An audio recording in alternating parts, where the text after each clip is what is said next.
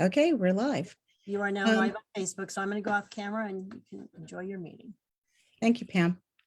Good evening, everyone. It's time to call to order. So at this time, it's time for us to do the Pledge of Allegiance. Shall we? Bonnie, do you have a flag? Ah, there we go. Okay.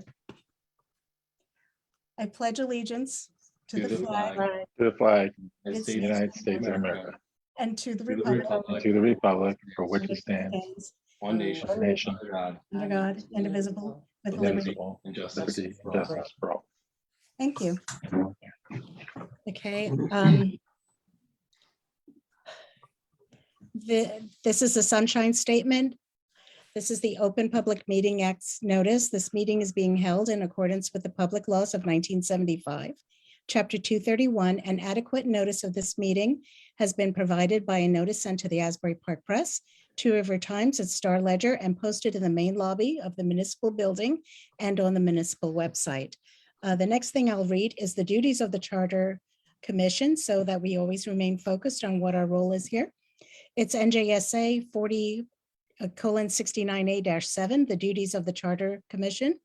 It shall be the function and duty of the Charter Commission to study the form of government of the municipality, to compare it with other available forms under the laws of the state, to determine whether in its judgment the government of the municipality could be strengthened, made more clearly responsive or accountable to the people, or whether its operation could be more economical or efficient under a changed form of government.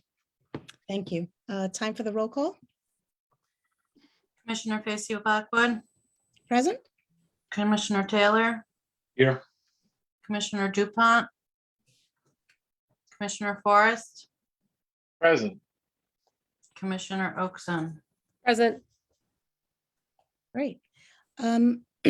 For approval, we have the minutes of January 18th and February 2nd. I'd like to table the minutes of February 2nd. So if we can just go ahead and approve the January 18th minutes. I'll make that motion. I'll second. All in favor? Aye. Aye. Motion passes. Okay, so next. Chair, I would make, I think I would treat that as a vote to approve the January 18th minutes, and if we could have another motion to Vote to table table? the February 2nd ones. Very I'll well. make a motion to table the February minutes. I second. All in favor? Aye. Aye. Okay.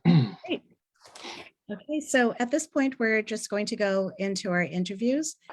The first person up for our interview is our former business administrator, Ziad Shehady. He was our business administrator from 2018 to 2021. And Z, if you can introduce yourself and have a couple of minutes, and then we'll get started with questions. Thank you. Sure. Thank you, Madam Chair. And I just want to compliment you on running probably the best Charter Study Commission meetings I've seen in a lot of years. And I want to thank all of you for volunteering to do this. And so I'll try to keep my intro very brief and per the guidelines that you stated.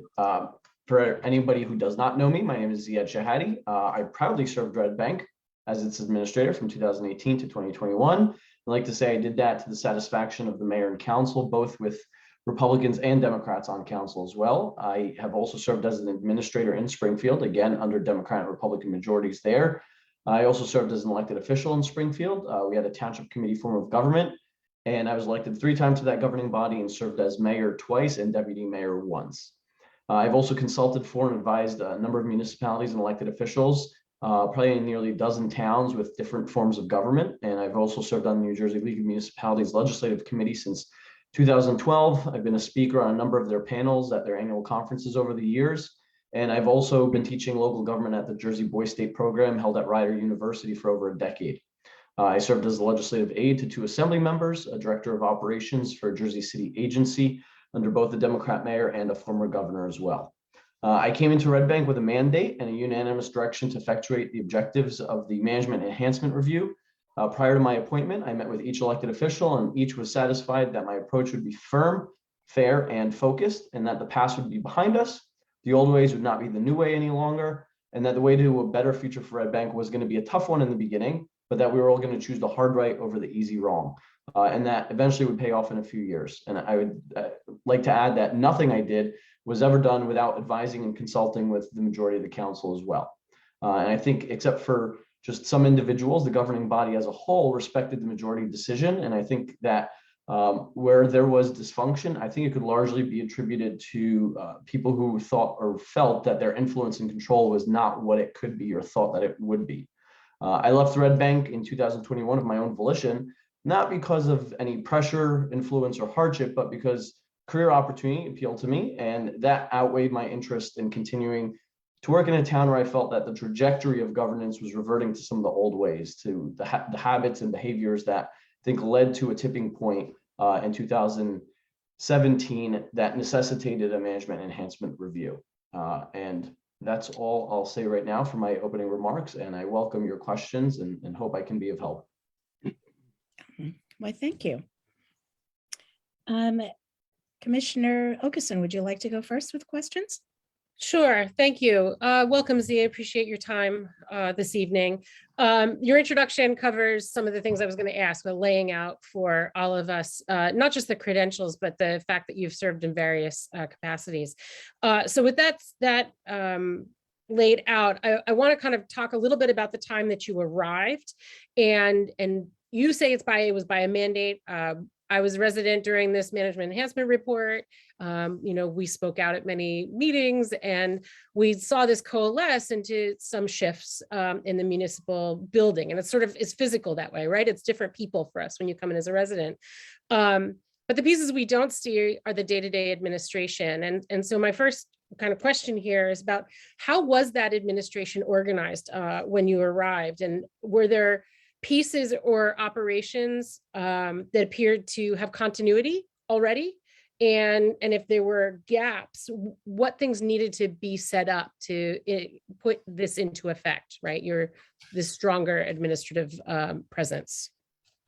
Thank you very much. A lot of what I walked into, I'd say, was set up in terms of the path forward by the interim administrators that served there before me. They performed the operation review, the management enhancement study, and there was a brief transition period before things completely were handed off to them. And one of those things was that administrator ordinance change that came in prior to my actually starting, and my input on that was very limited. So, people thinking, it was because what I wanted, in fact, it was not. It was, I can work in different forms of government. When I met the mayor at the time before getting hired, I said, listen, do you want a yes man or a no man? Do you want someone who's just going to agree and move along everything that the elected officials want?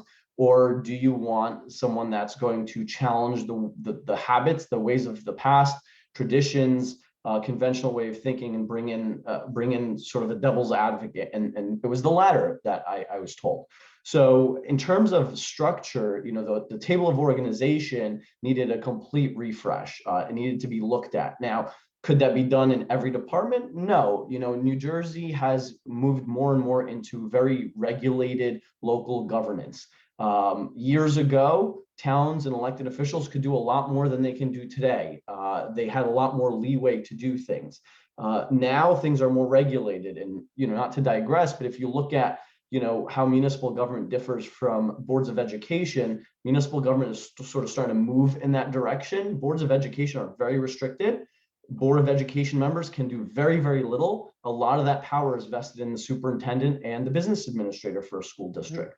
And board members have to be very careful about what issues and matters they get involved in for fear of running afoul state regulations. So we had to look at the areas where there was an opportunity to make some changes outside of just those statutory fields, but also in terms of introducing technology, introducing best practices from the private sector and from other government entities, and try to bring them into Red Bank. And I think that sort of foundationally had been lacking. And that's not to speak ill of my predecessor. I never like to speak ill of my predecessors, because if I'm not in their shoes, I don't know what challenges and struggles they're facing at that time.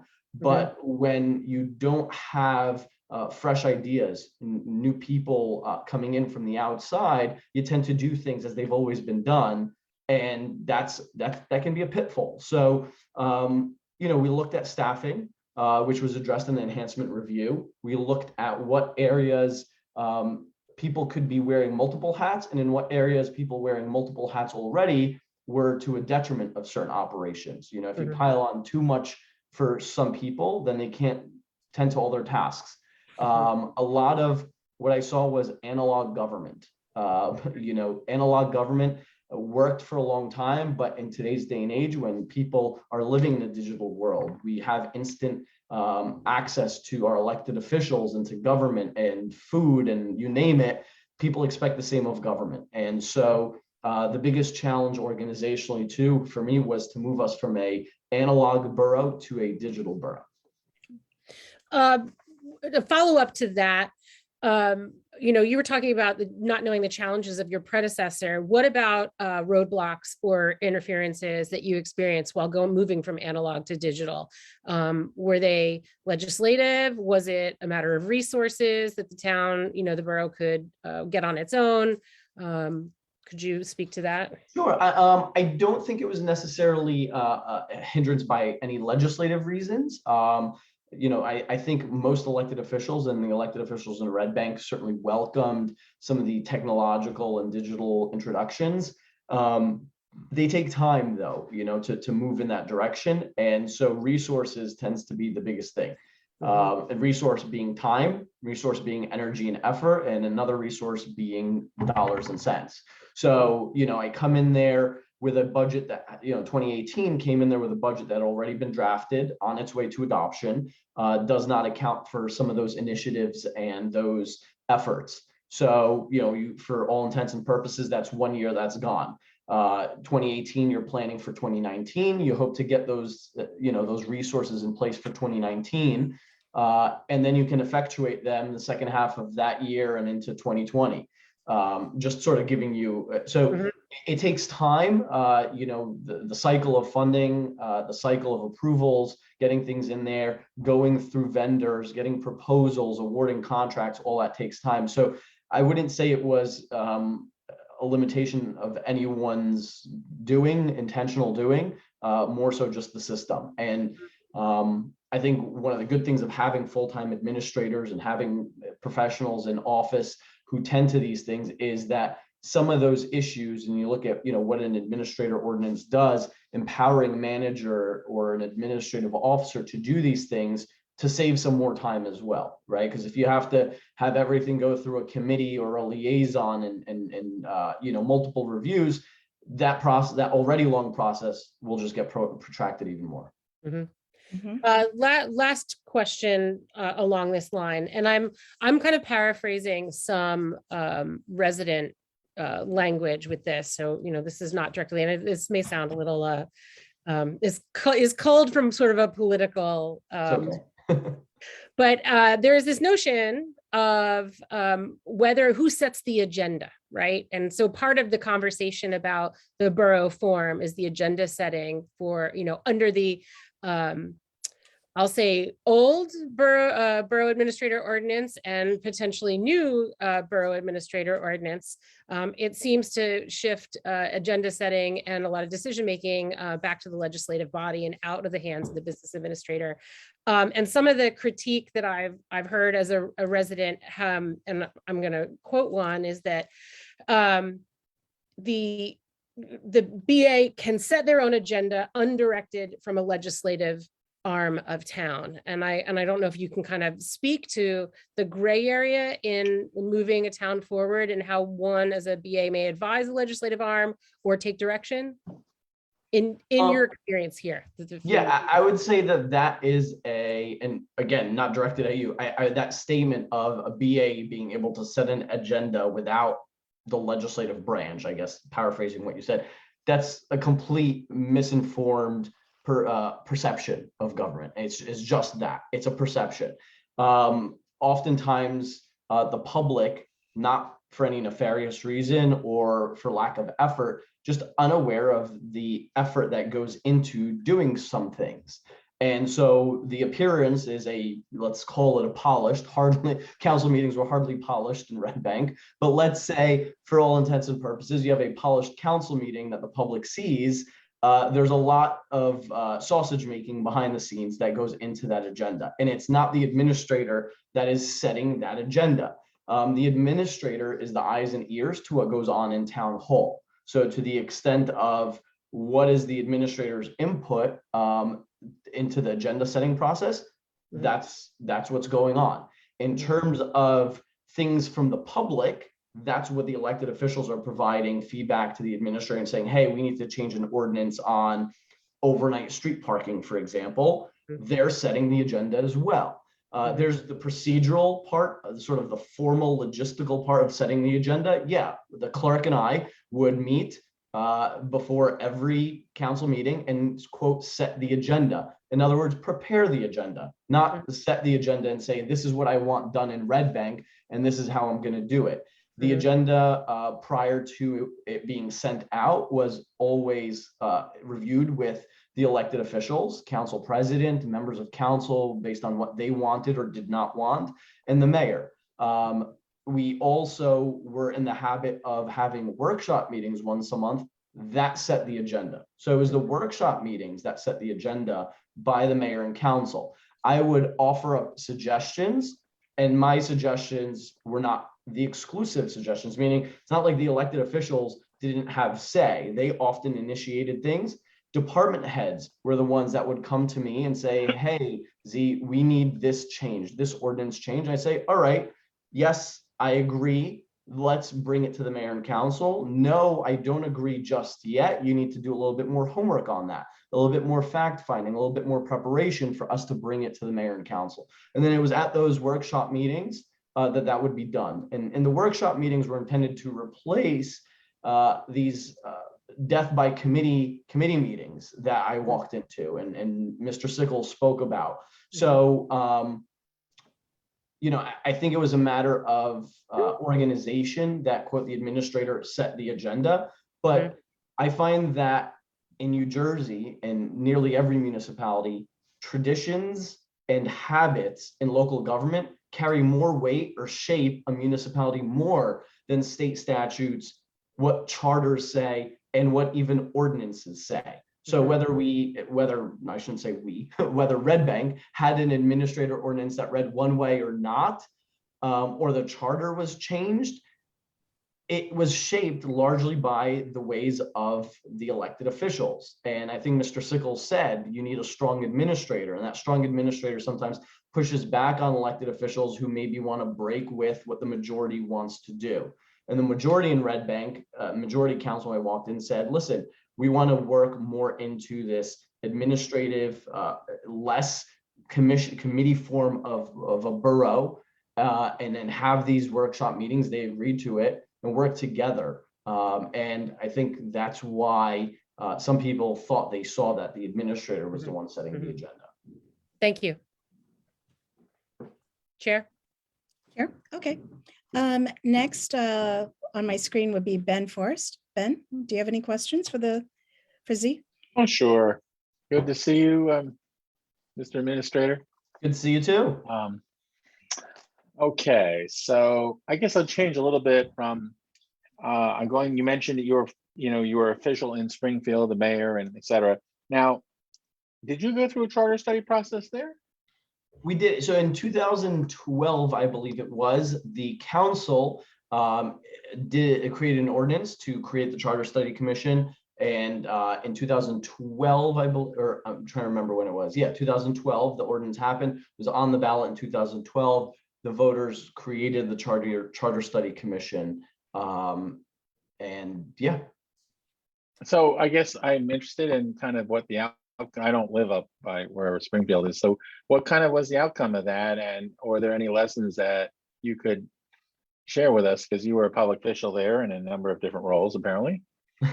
Well, I would refer you to the report itself. I believe it may still be online. Certainly could get it for you if you'd like. And I could circulate that with through the chair. my feelings on the outcome of that. So the outcome ultimately said no change of government was needed. And in Springfield, there was a township committee form of government, one of the oldest forms. And my feelings as to why that happened, why the outcome was the way it was, I think had to do with politics. Typically what I find, and having studied and researched other charter study commissions and what happens with them, is most of the time when a recommendation is made to remain and not change the form of government, it's because of politics. Incumbent political majorities or key power players want to maintain the status quo. And so that's why they don't recommend a change of form of government. And I think, that's what happened in Springfield. Okay. Now,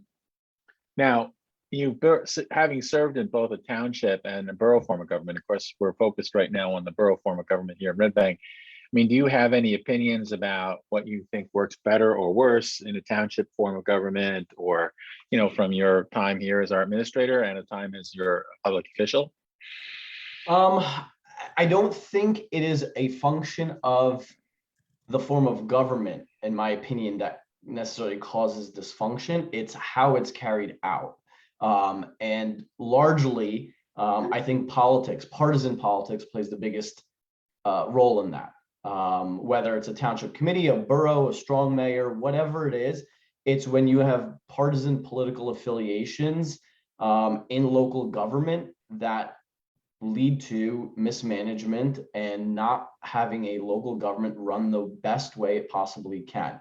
Like I said, the local government is more shaped and affected by the traditions and the habits than it is the statute and the charters or ordinances. So, you look at towns like Berkeley Heights that went through this, Plainfield, Springfield, Red Bank, you look at, I think Holmdell's going through this, all of them have a form of government that in its current form that some people said may not be working, and is why they created a charter study commission, right? Can we do better? And they look to that as the answer to all their problems. And I don't think it's necessarily the form, but the particulars within that. And I think having nonpartisan elections certainly helps. I think also limiting how involved the elected officials get in the day-to-day plays a big role in that, right? There's township committees where they call themselves commissioners. There's borough forms of government where council members serve as liaisons, and then how do they shape that liaisonship, right? It's, can you codify certain boundaries for elected officials? Well, when they're the rule makers, who do you go to when they're violating their own ordinances and rules and policies? I would always and often challenge the elected officials I worked with and ask them, are you a representative to the public, or are you serving in an oversight and management role? Are you serving in a day-to-day managerial role? And every one of them has their own opinion of what their role should be.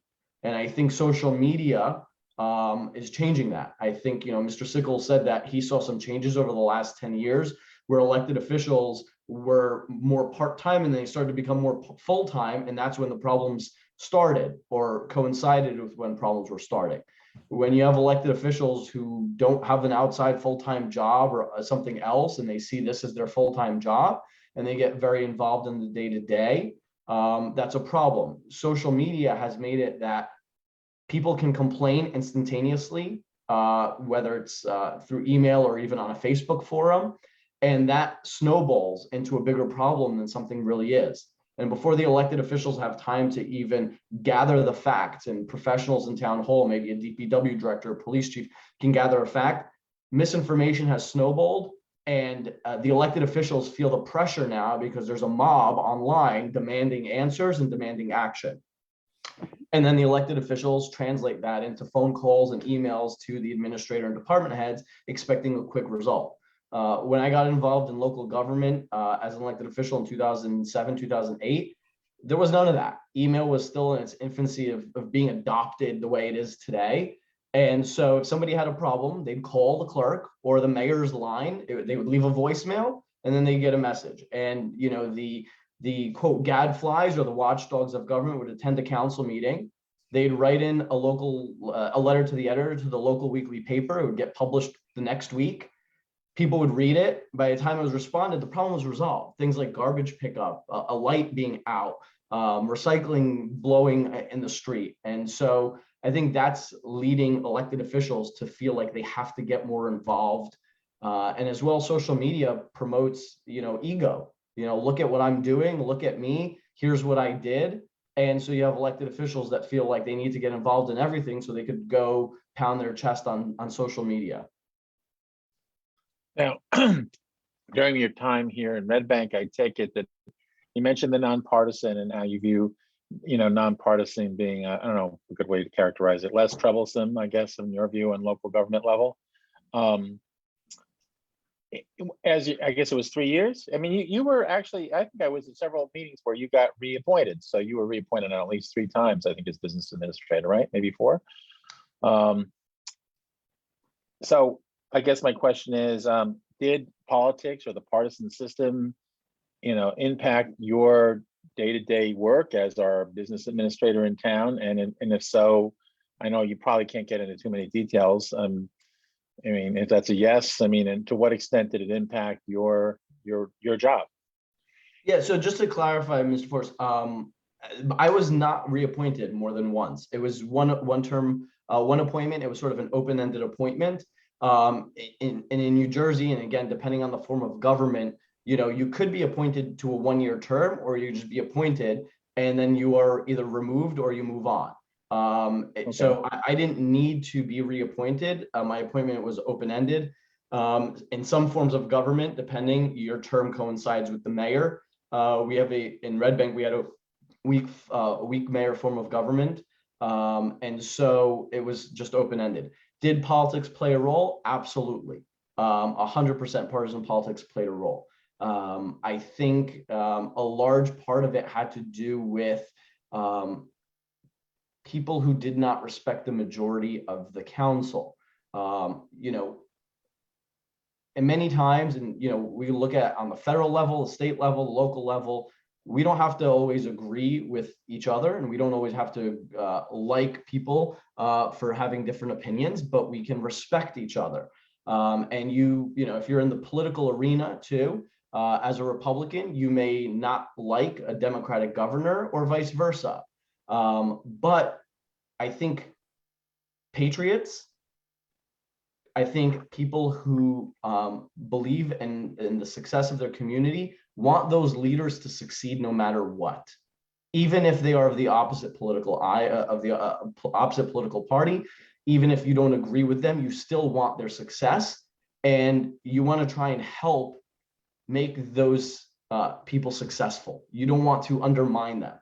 And certainly, there's a lot to be desired on the federal and state level with respect to that. But I would hope that on the local level, there could be more of that. Because after all, local level is where you have the most direct impact on people's lives, at least in my opinion. And so there were a lot of times where the council, whether it was an executive session or at a workshop or in public, the majority would agree and vote on something or give me direction to do something.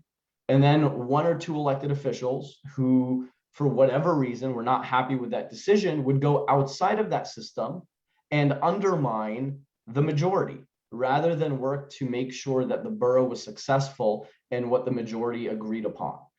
Whether it was a contract for services, whether it was for a vision of how to operate.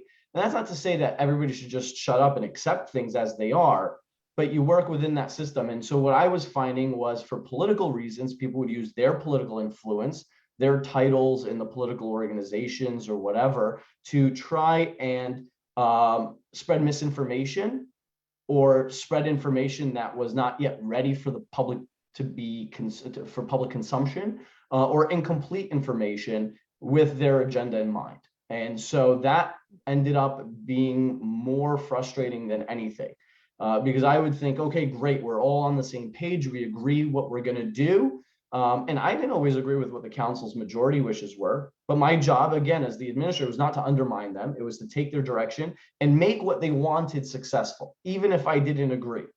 And so when you've got people working against each other, it makes it very difficult. And I even warned some of the elected officials. I said, when Councilman Taylor and Councilman Whelan's terms were up, and they were finishing their terms, I warned the others. I said, the worst thing that I've seen is when a governing body is all of the same political party, because now there's no common enemy to fight of the other political party.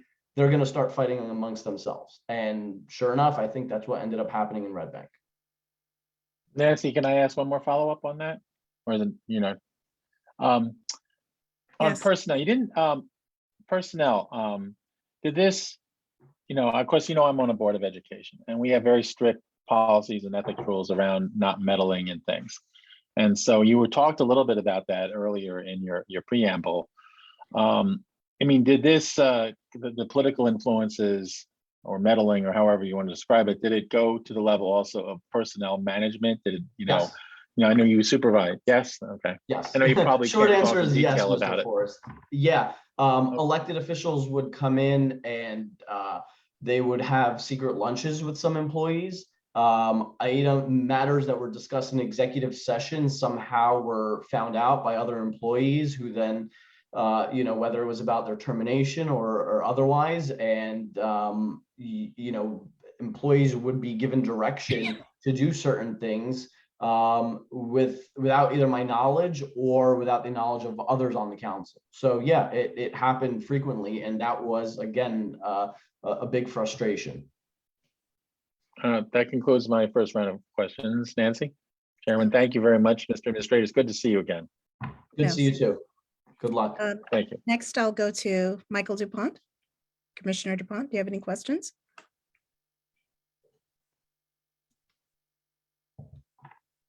I do. There you go. Yeah. So, Mr. Ziad, thank you for coming. Also, I know that you have served in the military, so I do want to thank you for your service, being a military brat whose father is buried at the Naval Academy and served our country for many years. I heard your language about patriots, but even dissent, you can still be a good patriot. I think you're correct. But that being said, one question I do have, and it seems to be a common theme in your presentation, is that interference by elected officials while you're doing your job. Would that be correct? I think so. And I heard that. I watched the meeting of the Charter Study Commission from earlier this month. Unfortunately, I had a scheduling conflict with my American Legion post, but I did watch that today, and I noticed that was a theme too in Mr. Sickles' remarks, that interference from the elected officials made things a lot more difficult in having a well-run government. So I guess the question is when that occurred, how did you respond for interference that either undermined or misdirected the vote or the council in the meetings? I think there's a lot of case-by-case basis, right? I mean, it depends on what the circumstances were. Overall, pushing back in a respectful and tactful manner is always key. Especially in the beginning, coming in, they don't know me, I don't know them that well. But there's a level of respect that has to occur in terms of saying, listen, you need to stay in your lane. This is my lane. This is your lane. So there were times where I said, listen, I had to remind them of what I was there for. Fortunately, there were a lot of times too, the management enhancement report was something I could fall back on that they had adopted and agreed needed to be effectuated. Other times it was something that had to be brought up in executive session, or I would reach out to the committee chairperson, because I really believe that committee or council business was really council business. They are a self-policing body. And I said that to them, they would, some of them would even say, oh, well, you got to say this to that council person. And I tell them that's not my job to tell the council person how to do their job. That's on you as a mayor and council to police yourselves. So I'd have to bring it to them and either they would do it or not. So I guess, did you ever complain? You know, you indicated that there were these secret lunches and executive session discussions that were being leaked. Did you complain to the borough attorney, or did you complain to the mayor, or did you file any complaints with DCA or anything of that nature for these violations? Never to the DCA because, you know, one, it's not my place, and DCA really doesn't even have the jurisdiction to police over that, you know, unless there's maybe an ethics complaint filed. But yeah, I would tell the mayor and the council, you know, as I mentioned, I'd mention it to, you know, depending on what the topic was, if it was a council committee topic, you know, let's say it had to do with public works or finance, I would bring it up to that particular chairperson. What would the mayor, and there were times where I'd bring it up to the attorney as well. And, you know, after that, it's out of my hands. And what did the mayor do, if anything, when there were some issues of your complaints? Anything? I mean, he is the executive officer of the borough. What would the mayor do? Well, frankly, you know, as I said, they're a self-policing body. After I brought up my complaints, my role is out of it. It's not my business to ask the mayor, you know, what he did and have him report to me. So I do know that there was follow-up at times. What that follow-up was not necessarily privy to it. Did the follow-up diminish any of the interference that you're alluding to at this point in time? Not often, no. Okay, and you know, there you make reference to in the report that was generated in 2018. One of the things that was highly recommended was a strategic plan. During your term here in Red Bank, did you ever enact a strategic plan? Yeah, so I would do annual strategic planning and also worked with the council committees on a long-term planning as well. As I mentioned, more so for the budgetary process, but also for the operational process. So every year in January, I would call after the council was organized and selected who was in charge of what committees, we would have a goal setting meeting and try and come up with you know, what their initiatives and goals were for the next year and then beyond that. Unfortunately, you know, Red Bank, like most municipalities, rotates its elected officials or has rotating council seats. So, and who's appointed as liaisonships. So you'd have a change. You know, one year you've got one mission, and the next year it's changing again. Well, I guess the question, you know, there's the report referenced the lack of a 5-year strategic plan. Did during your term here, did we ever enact a strategic plan, and if so, why not? We tried, but I would say a lot of it had to do with, again, the governing body as a whole not following up with that as a serious, or rather, not as a more timely matter to address. So I guess, you know, what I hear from you, and I appreciate your frustration, is that was it the form of government that caused these problems, or was it the individuals who were in the seats? And if it was the former, the substance or the form of government, what would be your recommendation to eliminate that? And if it was the latter, i.e. the individuals in the seats, what would you recommend?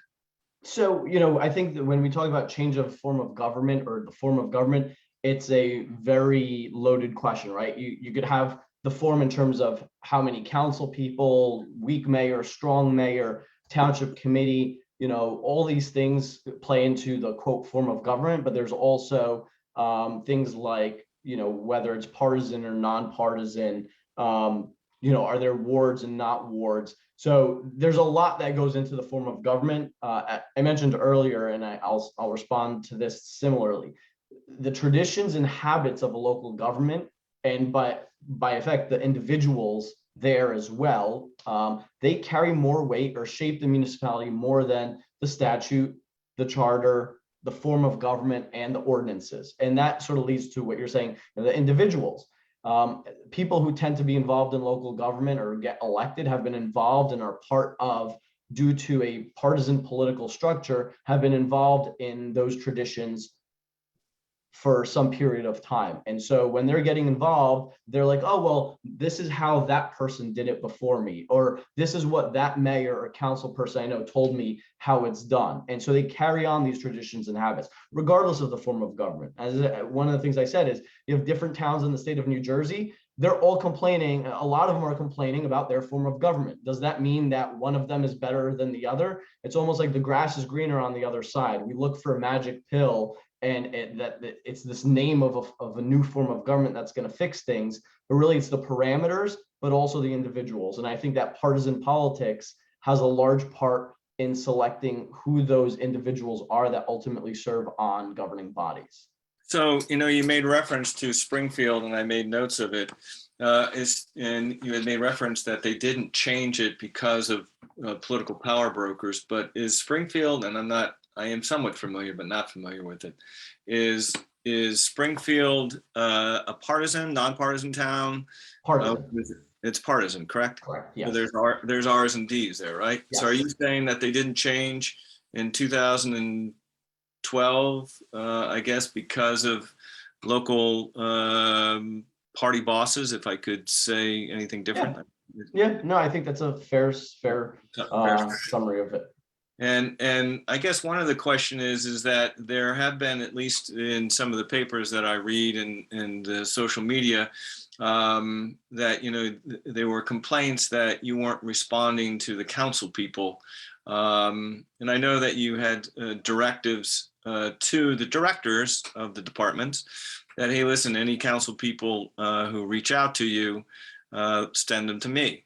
Were you able to respond to all of the individuals, the council individuals, when they did respond to a director and the director says, hey, look, you got to go speak to the administrator? I mean, did you respond to all their questions and complaints?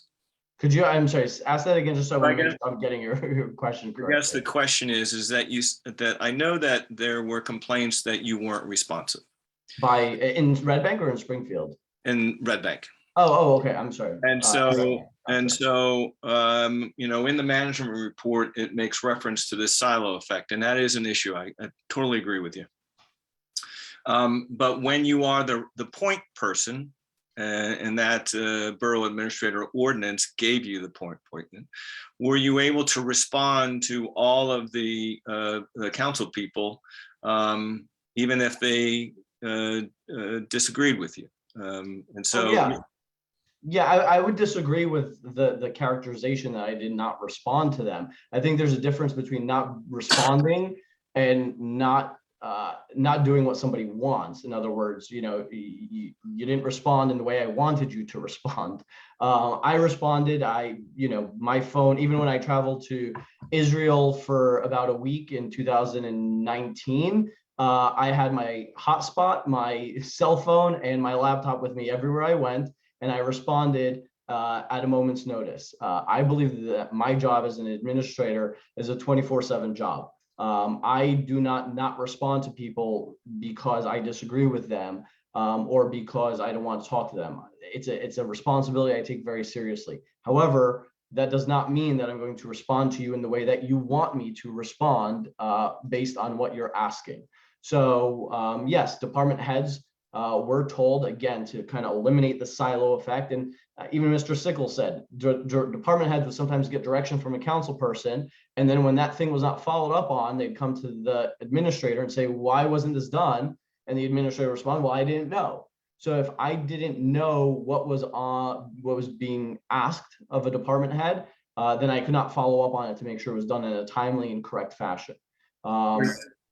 I'm sorry, were you, and I don't know this question, but were you an elected official while you were an administrator? No, in neither case, no. Okay, so you were a full-time administrator? Correct. Here in Red Bank.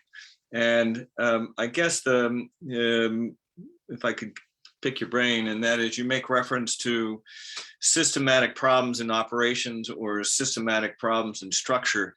Do you think that our problems here in Red Bank are by operational or structural? I'd say it's a combination of both. And if you were to give us an opinion as to what operational recommendations what would you recommend that we do? Are you referring holistically as a form of government?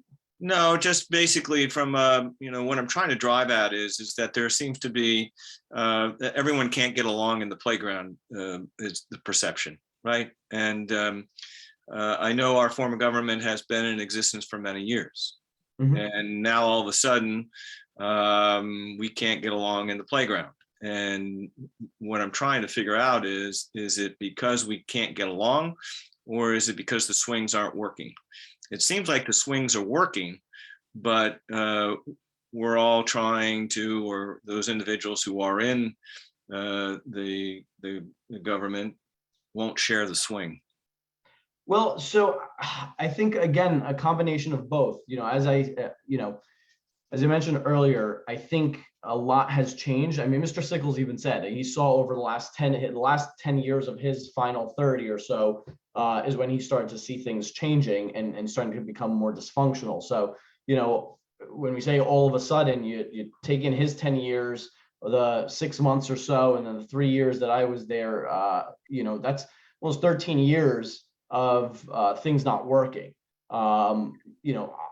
Can you look at who's been on who the players are over those 13 years? Who has changed seats there? Have people changed? Can you look at people? Can you look at the environment? As I mentioned, politics is being affected a lot by social media and the internet and this instantaneous world that we live in. People demand answers, they demand action, they demand it instantly. That's not the way it was before too. And then internally, right, departments work for the most part largely regulated by state statute, and they have a job, they know what to do, but it's when they're being told not to follow out certain ordinances or direction, or to do it selectively, or they're told to do one thing and then the council changes its mind and they're told to reverse what they were told to do just a week ago.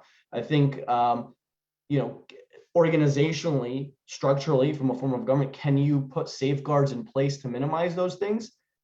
I think so, so that's the answer for you guys. If I could interject, so as you may or may not know, so I was on council for a period of time, and it worked. There were disagreements, but everyone seemed to get along. Mr. Taylor won the election, and they made certain changes, or certainly recommended some changes. But it seems to be, again, the individuals in the seats versus the form of government. And do you believe that nonpartisan would assist in that? And if so, do you believe that it would probably give more voices to be heard? Again, I do think, to your point, yeah, I think certain individuals, it is changing the form of government going to be the quick fix. Certain parameters within the form of government, if changed, would lend to fixing the problems, right? There, when you start to create structures and boundaries and limits, whether they're term limits, whether it is having nonpartisan elections, those will lend, I think, to improving things. I do think that having those nonpartisan elections will give more people a voice. People are not going to come down and vote a straight line anymore simply because of their political affiliation. There's going to be more of an effort to learn more about the candidates, to learn about how they operate, what their agenda is. And it's no longer just, based on who won a primary and how that primary was won. You look at a turnout in primaries, and essentially in some towns where a majority has influence for a long time, the primary is the kingmaker in a town. Okay, I appreciate all your comments. Certainly do appreciate your opinions. And I know that in 2018, and you could correct me if I'm wrong, I think when Mark and Mr. Whalen won, I think the Republicans took control at that point in time. Do you believe that, even you've kind of seen then a transition, right, from Republicans to Democrats, and you kind of said it in your own words, that only having one voice or one party on the council, that kind of is disastrous, and you apparently did see that. But no, I really appreciate your comments, your opinions. You know, I hear the frustrations in town. I see the frustrations in the town. I see people yearning for a change. But the issue that kind of weighs upon me is, you know, the form of government. You know, we've been here for many, many years. I understand the support with respect to, you know, the partisan. It has great appeal. But again, we still are in our phase one to say, well, what's the best for our residents' voices to be heard, and also to be transparent with respect to a form of government. So, you know, your insight was helpful. You know, I do appreciate your attendance this evening, and more importantly, thank you for your service to our country. Thank you. Yeah, thank you. Next, we'll have Mark. Mark, you ready? I am, sorry. My son was popping in and out. It's bedtime, so he's anxious. Z, welcome. Thank you for joining us. I appreciate you making the time. It's good to see you again. Likewise. Been a while. Yeah, I know. I had the pleasure of serving on the council from 2016 through 2018. I had the pleasure of interviewing you, getting to know you, and ultimately being part of the unanimous vote that brought you on as the Borough Administrator in Red Bank. I know you referenced 2017 as a tipping point. That was what prompted the Management Enhancement Review report to be produced. That was often referred to as a roadmap in the early days. And I think you're right, you did have a mandate when you came in. And I'm just curious if you're aware that, you know, part of that roadmap was to strengthen the BA ordinance, and we did that prior to you coming on. That was one of Joe Hartnett's recommendations, and I believe that happened prior to you joining Red Bank. That was a strong recommendation out of that report. Are you aware that the current council has recently repealed that ordinance? I have been told that, I don't know that they repealed it. I've been told that it's been discussed. Frankly, if I may offer an opinion, and I know you're not asking for it, I don't think that ordinance matters either way. Because, you know, as I've said time and time again, the traditions, the habits, the people have more of an impact than the ordinance itself. That ordinance, while I was there, did very little for me. It really didn't do much. It was more so the attitudes of each individual elected official that I worked with that meant more, right? If they gave me more autonomy, or if they gave me more leeway to do things differently than had been done before, that was more impactful than the ordinance itself. Similarly, if, you know, I was there today, you know, that ordinance would, you know, what am I going to say when a majority wants something done a certain way, you know? And so to, I think Ms. Oakson's point before, and some perceptions that, you know, the administrator sets the agenda, or that it was dictatorial. Nothing was done without consulting with a majority of the council, because a good business administrator does not want to propose or do things that ultimately are going to be retracted or conflict with what the majority of the council wants. You know, a good administrator does not want their majority to look bad either. So, you know, had I been there today and they were contemplating that ordinance change, I would have said the same thing. Look, you know, doesn't really matter. And frankly, comparing them side by side, to me, I don't think there's much of a difference other than semantics. That's fair. And I appreciate that opinion. As you may recall, the thing that always drove me crazy was the phrase, "That's the way we've always done it." And you've alluded to that over and over tonight. And when I, you know, had the chance to speak with you, to get to know you in the interview process, you know, that was one thing I was very keen on was, are we going to follow the same path of doing the same thing over and over again? That's not getting us the right results. So I fully embrace your approach to Red Bank, and we needed to do things differently. And I appreciate you for doing things differently, especially moving us from an analog to digital form. Former council, that change is what upsets people, right? You know, Correct. A lot of people said we don't want to do things the way we've always been done, but change upsets the apple cart. Yeah. Vendors who were there once before aren't happy anymore. Employees who had a way of doing things because someone they knew always allowed it. That change is what upsets people. And so, people just don't want something different very often, or it takes some time to adjust. I'm curious, you mentioned, I think in the early part of your comments, that municipal governments are trending toward a more restrictive operating procedure, more similar to Board of Eds. And I'm curious, just why do you think that trend is occurring, and is that's a positive trend, I presume? In some ways I think it's positive, in some ways I think it's negative. It's positive, and look, when I say it's trending that way, it's still a far way. I mean, Mr. Collins, he's an attorney, he does a lot of work in municipalities. I'm sure he sees this, but there's legislation that slowly piecemeal chips away at what elected officials can do, because there's been countless cases, and I see this when I had served for over a decade on the League Legislative Committee, right? Legislators, assembly members, and senators would ask us to review a piece of legislation. And the refrain from my colleagues on that committee was like, oh, well, what about local rule? What about home rule and our ability to manage? You have mayors and councils that, that's their job. If they can't do anything, then what are they there for? And so there's always this feeling that they're there because, the people want them and there's a mandate to have me there and to do things. So local governments are far away from getting to be like boards of education, but I think it's moving in that direction, because we hear a lot of times in the news where there's cases of corruption or meddling or people exerting their influence, official misconduct. I mean, point you to, for example, even Paramus. Recently, there was a situation there where the council refused to hire a candidate for their police department.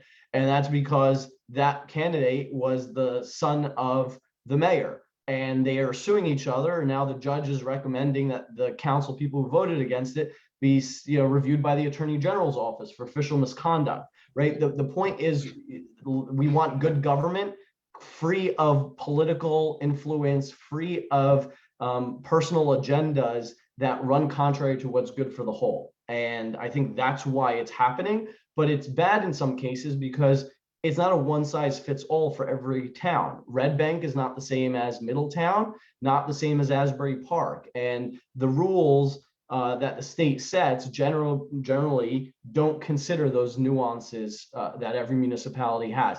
I would, as I said before, elected officials have to ask themselves, am I a representative of the people? Am I a leader for the people? If maybe we need to change something, am I out there to advocate for it? It's a balancing act. And, I think Mr. Sickles said it, the role of the elected officials at one point was to be resources for the department heads. And so that's I think a lot of what's forgotten in elections. It's kind of shaping up. We're still in stage one, obviously, and there's this narrative of it's, is it the form or is it the people? I'm coming around to the idea that the form, is just as important as the people who are in the seats, because the form, if the people in the seats can upend legislation or create new legislation or simply override or ignore state statutes or whatever the case may be, local statutes, and just run roughshod over that, then the form of government needs to be strengthened and it needs to be more defined. And, so that it's not only the people who are in those seats, but it's the form that can control that. If you have a loose government, loose organization like the borough form, it lends itself to the situation that you and Stanley both outlined over the last 13 years in Red Bank. Yeah, no, I agree, and that's why I kept saying to Mr. Dupont, and I apologize for the repetition, but it was like, that's why I thought it's a combination of both. And it's, when we say, again, form of government, it's got to be very clear. Are we referring to the name and just the sort of general parameters of that form of government, or the nuances within it that you as a charter study commission can then be empowered to modify? If all you want is sort of a very bland, very, corporate type structure, then maybe the council manager form is the way to go, where your manager is your administrator and is functioning very, very rigidly, and the council is very rigid and the mayor is very rigid, and the managers, by now it's a slightly different position. But you can have those same things with another form of government, but the people have to respect that. However, I do find that, look at Berkeley Heights, they changed their form of government. If you ask them now, did it solve all their problems? It's going to depend on who you ask, because again, I think the politics plays a big role in that, and the people play a big role in it. You got to look at both. Yeah, I agree. No, there's no one size fits all. And obviously that's literally the purpose of this commission, is to analyze, do a deep dive on the borough form, and then look at the alternatives and make a recommendation based on Red Bank and what's important to Red Bank and our future. We've had you a long time. I'm going to move on back to the chair, but I just want to thank you not only for your service to your country, but to our country, but to your service to Red Bank. So it's good to see you and be well. Thank you. Thanks. Hey, Z, it's great to see you again. It's been a Good while. to see you too. Yes. So I have a few questions. If we were to run Red Bank similar to a corporation, usually there are goals and objectives, and you alluded to that earlier. But as a business administrator, were you given a strategic list of things that you had to do every year? And if so, Sure. how were you evaluated on that? So I would say, in the 3 years I was there, what sort of served as that was that management enhancement report, number one. So that was sort of externally given to me. And then internally, what I did, and I mentioned this to Mr. DuPont, was that I held my own annual goal setting meetings with the council members, right? Before I came there, and actually just into when I got there, the committees were meeting quite regularly, to the frustration of, I think, even some of the council members and to the department heads, and then to me. When you're meeting, you can't get anything done that you've discussed in the meetings.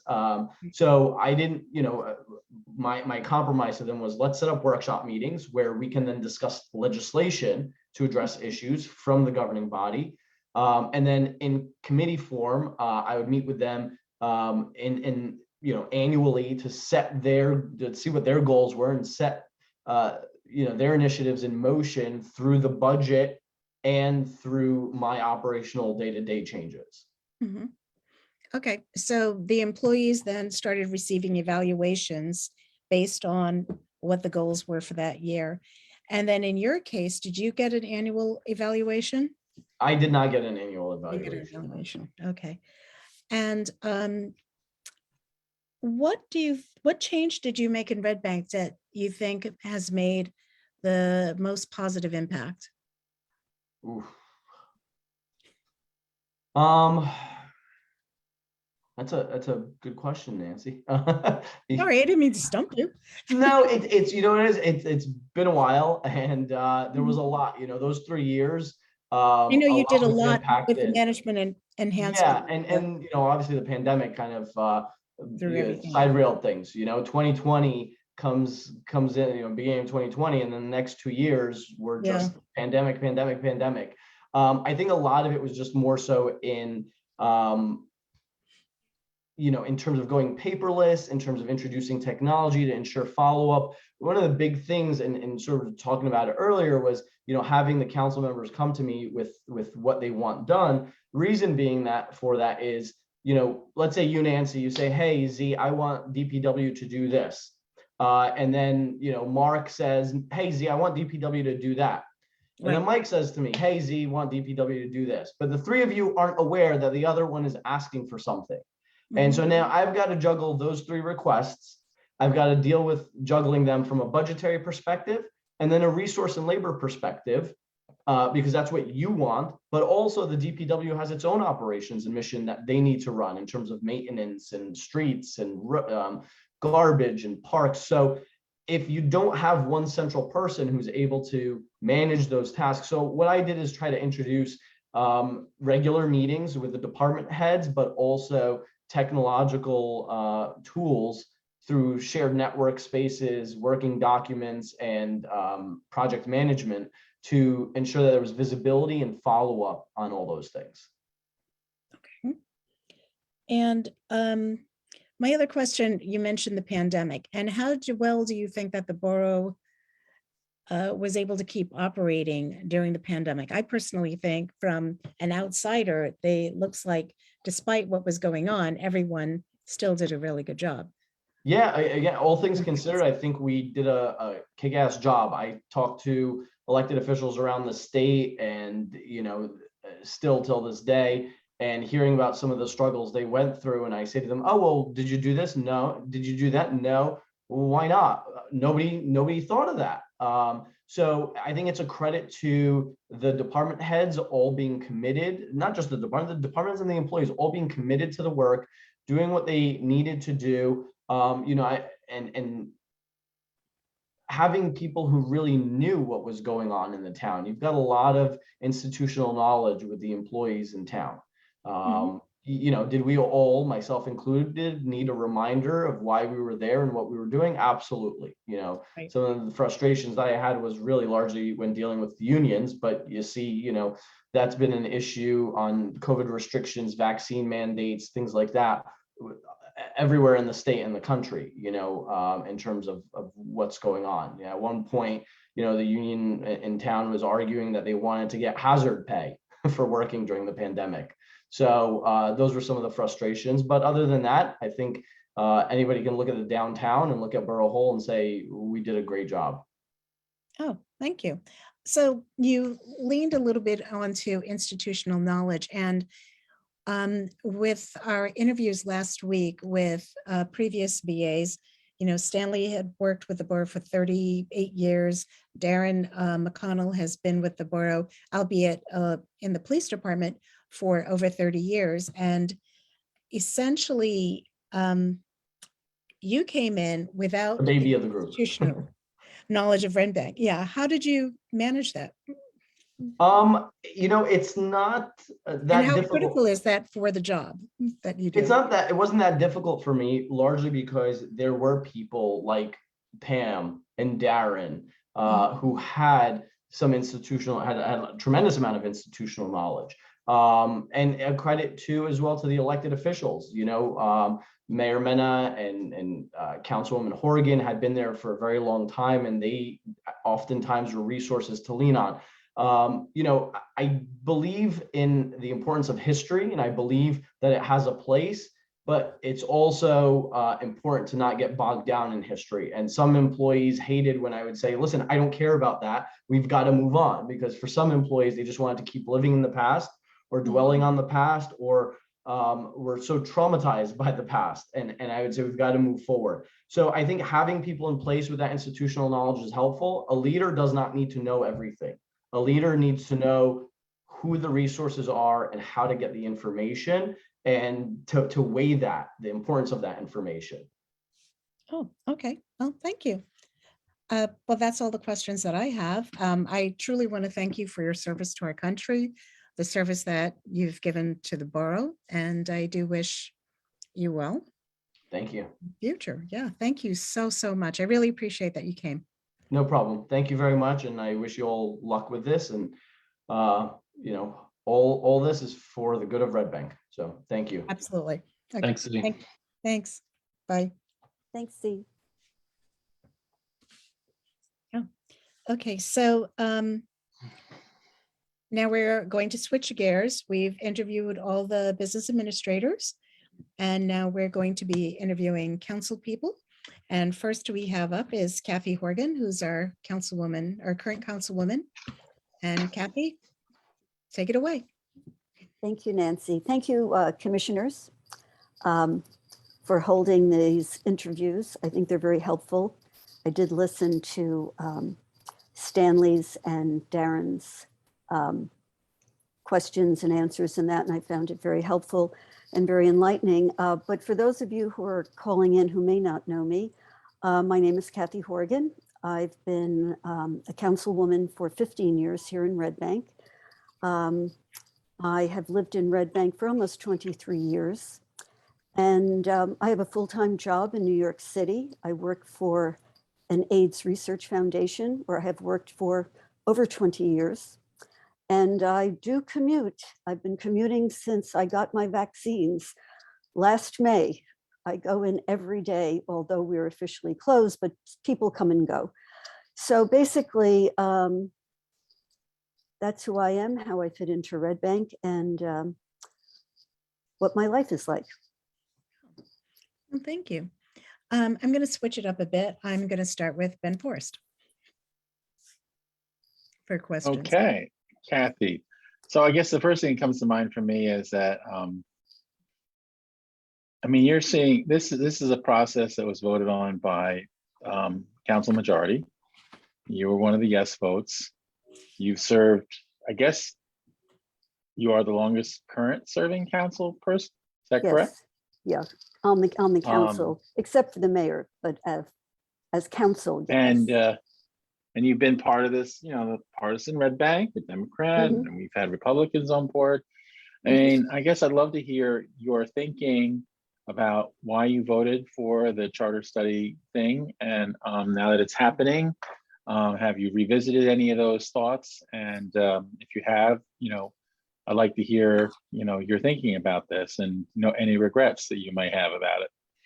You know, because we're embarking on maybe changing the form of government, putting in or keeping the same, going with partisan, going with nonpartisan. Yes, I'm for it, because anyone who calls into any of the council meetings can see the divisiveness, the rancor, and the disagreement. And it's more, as Z said, it's more about personalities at times and power grabs and grandstanding. And haven't served for 15 years to not be concerned about my town. I mean, the reason I'm doing this, and Mark and Michael, you've both served, you know all the time you have to put into it, and especially when you have a full-time job. You know, it's not easy, but we do it because we want our town to be best. I know it sounds like a platitude, but it's true. I think change can be good. And having gone through COVID, I think we've all had to rethink what's important to us, to be grateful about certain things. I guess I would compare it somewhat to a war where people are homebound, where their life has changed completely. And it's still with us. And I think we will have COVID or some variant of it for a long time to come. But I think too, what I've seen as I've been on the council and as a Democrat, that there are people who would like to also contribute to our community. And many are left out of the group, of the party. I think that because the power is held in just very few hands, people don't feel welcomed. And you know, the demographics are changing here in town. The world is changing, but Red Bank has changed even over the 20 years I've lived here. And, you know, there are young people, there are young families moving in, and just young people who are graduating from college, and they're interested in politics. I have to say, when I was that age, I wasn't interested in politics. Today, people pay attention. People are really concerned with what's going on at the local level, and especially at the national level. But when you live in a place, it's what happens every day that matters. And so I feel that a nonpartisan government, or whatever government you choose, will be for the betterment of the town. It'll be more inclusive. There'll be new blood, new ideas, more creativity. You know, Z really changed a lot of the way we did things, and for the better. I have to commend him on the work he did under the pressure that he had. So yeah, I am for a nonpartisan government. That doesn't mean that the parties are going to disappear. We can still have a Republican Party, a Democratic Party, an Independent Party, a Green Party, a Socialist Party. Maybe Bernie will come down and see us. But basically, I think it's good. I think we need change because it cannot go on the way it is. Next Okay. question. I think you pretty much covered all the areas. I mean, it doesn't sound like you have any regrets. No, And it sounds like you've given this a lot of thought. So thank you very much for this opportunity to be on the commission. I'm going to let the next person go, I think. Thank thanks, you, Ben. Nancy. Good to see you. Thank you for your service, Kathy. And thank you for yours. Thank you. Commissioner DuPont, you're next. Hello, Kathy. How are you? I'm good. How are you? I'm doing How are great. Danielle and Olivia? They are doing all right. Thanks for asking. good. I have to be honest with you. I sense the frustration in your voice, and with all of the frustration the last 3 years. I guess one question I have: are you running for re-election this year? And if so, I wanted to wish you the best of luck. I don't know, since I'm kind of like the Bob Euchre here, sitting in the cheap seats. Are you running for re-election again? And if so, I wish you the best. Well, thank you, Michael. I appreciate it. Okay. You didn't answer the question, but I was Well, hoping. you don't ask a lady her age either. Oh, I didn't know. We that. have to have some secrets. I didn't know We that. have to have a few I didn't- secrets, Michael. I'm sorry, I didn't know that, because I don't know when the deadlines are to file anyways. But I guess one question, and you've served under Mayor Mena for years. I guess one question, in the form of government, when I was on council, we seem to have gotten things done. Don't get me wrong, we did have our disagreements. And so again, I asked the same question that I've asked of other interviewees, and that is it the form, or is it the people? Well, just as Z said, I think it's both. And I think that by changing the government, the form of government, there'll be new people. And I think we need a change of people as well. So it's both. I do believe it's both. Well, I guess for me, when we were running for election under the Democratic banner, there were a number of people that had come out. Do you believe that we would have more with nonpartisan? Yeah, I do. And if so, why weren't you for nonpartisan way back when, or more, I guess, inclusive? I'm sorry, I lost you there. I'm sorry? Were you there, Karen? There Yeah, you go. no, I'm here. Yeah. Because at the time I didn't think that we needed to have nonpartisan, but it has gotten very toxic over the years, Michael. Yeah, I've seen the articles, I've seen the social media. Yeah, I've seen just the as frustrations. Mhm. And I guess the question, why do you believe nonpartisan would alleviate that? Because it would take power out of the hands of certain people who are holding the reins on who can run. So I guess, as you know, we have our first phase to decide which is the best form of government.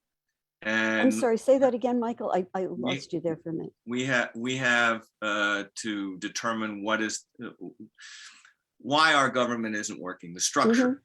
Okay. And over the course of time, you've served under the borough form of government for many years. Do you believe that it's a structural problem, or is it the people who are in the seats? And if so, any recommendations on change other than a nonpartisan form of government, more structural opinions? Well, I think that the management enhancement report laid out a very good roadmap about where we should go. I think if we had less meddling by certain council people, we'd be able to reach that goal. I'm sorry, you make good record. I have that in front of me, the enhancement. And one of the things that, it's strongly recommended is the 5-year strategic plan. Yeah. We started on it in my last year. Juanita Lewis was a champion of that. It was reiterated in the 2018 report a year after that, after I was not on council. Do you have a 5-year strategic plan now? And if so, or if not, why not? Well, I think that it's something that should have been done. As he said, he was working year by year. It hasn't been done because I don't think there's any cohesion and there's no vision currently on the council by certain people who they don't want to move forward. I mean, they feel by going back to the way things were on the borough, in the borough council, that it would be that they're moving forward, but that's not the case. If you're moving backwards, you're not moving forward. So I think that, yes, a 5-year strategic plan is very important and it's something that we should be working on. So, But we haven't, there's no cohesion. We're not working together. That is the issue, Michael. so I guess the issue, and I revert back to Mayor McKenna's administration, they had a vision. They seemed to work together, even though there were some disagreements. We don't seem to have that vision. And does the vision start with the mayor? And have you received vision statements from Mayor Mena, or they just haven't come to fruition? Well, no, he's made suggestions in that, but as I say, it's very hard for the council to work together right now. And by not, so the structure is not going to have that help that, but maybe nonpartisan might. Is It that might, I think so. okay? No, Kath, I just wanted to say thanks for coming and giving your years of experience and pearls of wisdom. I do want to say thank you for your service. You've been up there serving Red Bank for a few years, and happy Valentine's Day. The same to you, Michael. It's good to see you. Thank you Good for to your see you service too, as well. Well, I'm not up there anymore. I'm just. No, but you're on the commission. I just got a 9-month 9-month assignment, and then I turn it over to you guys. And then you give birth, right? Right. No. I go back to a new form of government, perhaps. I go back to hanging out with Daniel, Olivia, and saying, "Hey, Dad." So, but again, thank you. Take care, Michael. Good to see you. You too. Thank you. Next is Mark. Hi, Kathy. How are you? I'm good, Mark. How are you? I'm doing well. It is good to see you. You as well? I commend you for continuing to serve. We overlapped for a period of your service, obviously on the council. I kind of, as Z alluded to, was kind of a tipping point in 2017, and it kind of, as Stanley intimated too, that the last 10 years of his term were a struggle or more difficult. I think it really accelerated in the years since. So again, I commend you for continuing to represent the borough and doing so admirably. So Mark. when it comes to the borough, I mean, you've seen it kind of over a long view period. Is there a feeling that more or less administrative power should be delegated to the council or to department heads? Having served with Stanley and having served with Z and even Joe Hartnett on the interim and now with Darren, do you see the power of a central administrator being key, or is it something that you think more delegation to department heads and maybe even council members would be beneficial? Well, I view the council and the business administrator, I compare it to a corporation or like the organization I work for. We have a CEO and we have a board of trustees. The CEO runs the day-to-day operations of the organization with the help, of course, of his managers, his senior management. And everybody knows their roles, who you report to. You don't go directly to the CEO if you have an issue with your immediate supervisor. You would go to the supervisor and then probably to human resources. But I feel that the borough, the council is there. We're the legislative body. When I went to grade school way back, we had civics, and I learned about the 3 branches of government. executive, legislative, and judicial. And the council is the legislative body. And I've said this many times during a council meeting. We shouldn't interfere in the day-to-day operations of the borough. As Stanley and Z made very clear, the meddling of council members in the daily operations of the town does not help anything. And it does stir the pot. It encourages employees to be very unhappy. It sets a tone that is very pessimistic. People complain. If the borough administrator has enough power, and when I say that, it's not to be a dictator at all. I mean, I think I've heard that word bantied around, and Vladimir Putin is a dictator. The borough administrator of Red Bank is not a dictator. We need to learn to work together. So I don't feel that the council should be hiring and firing.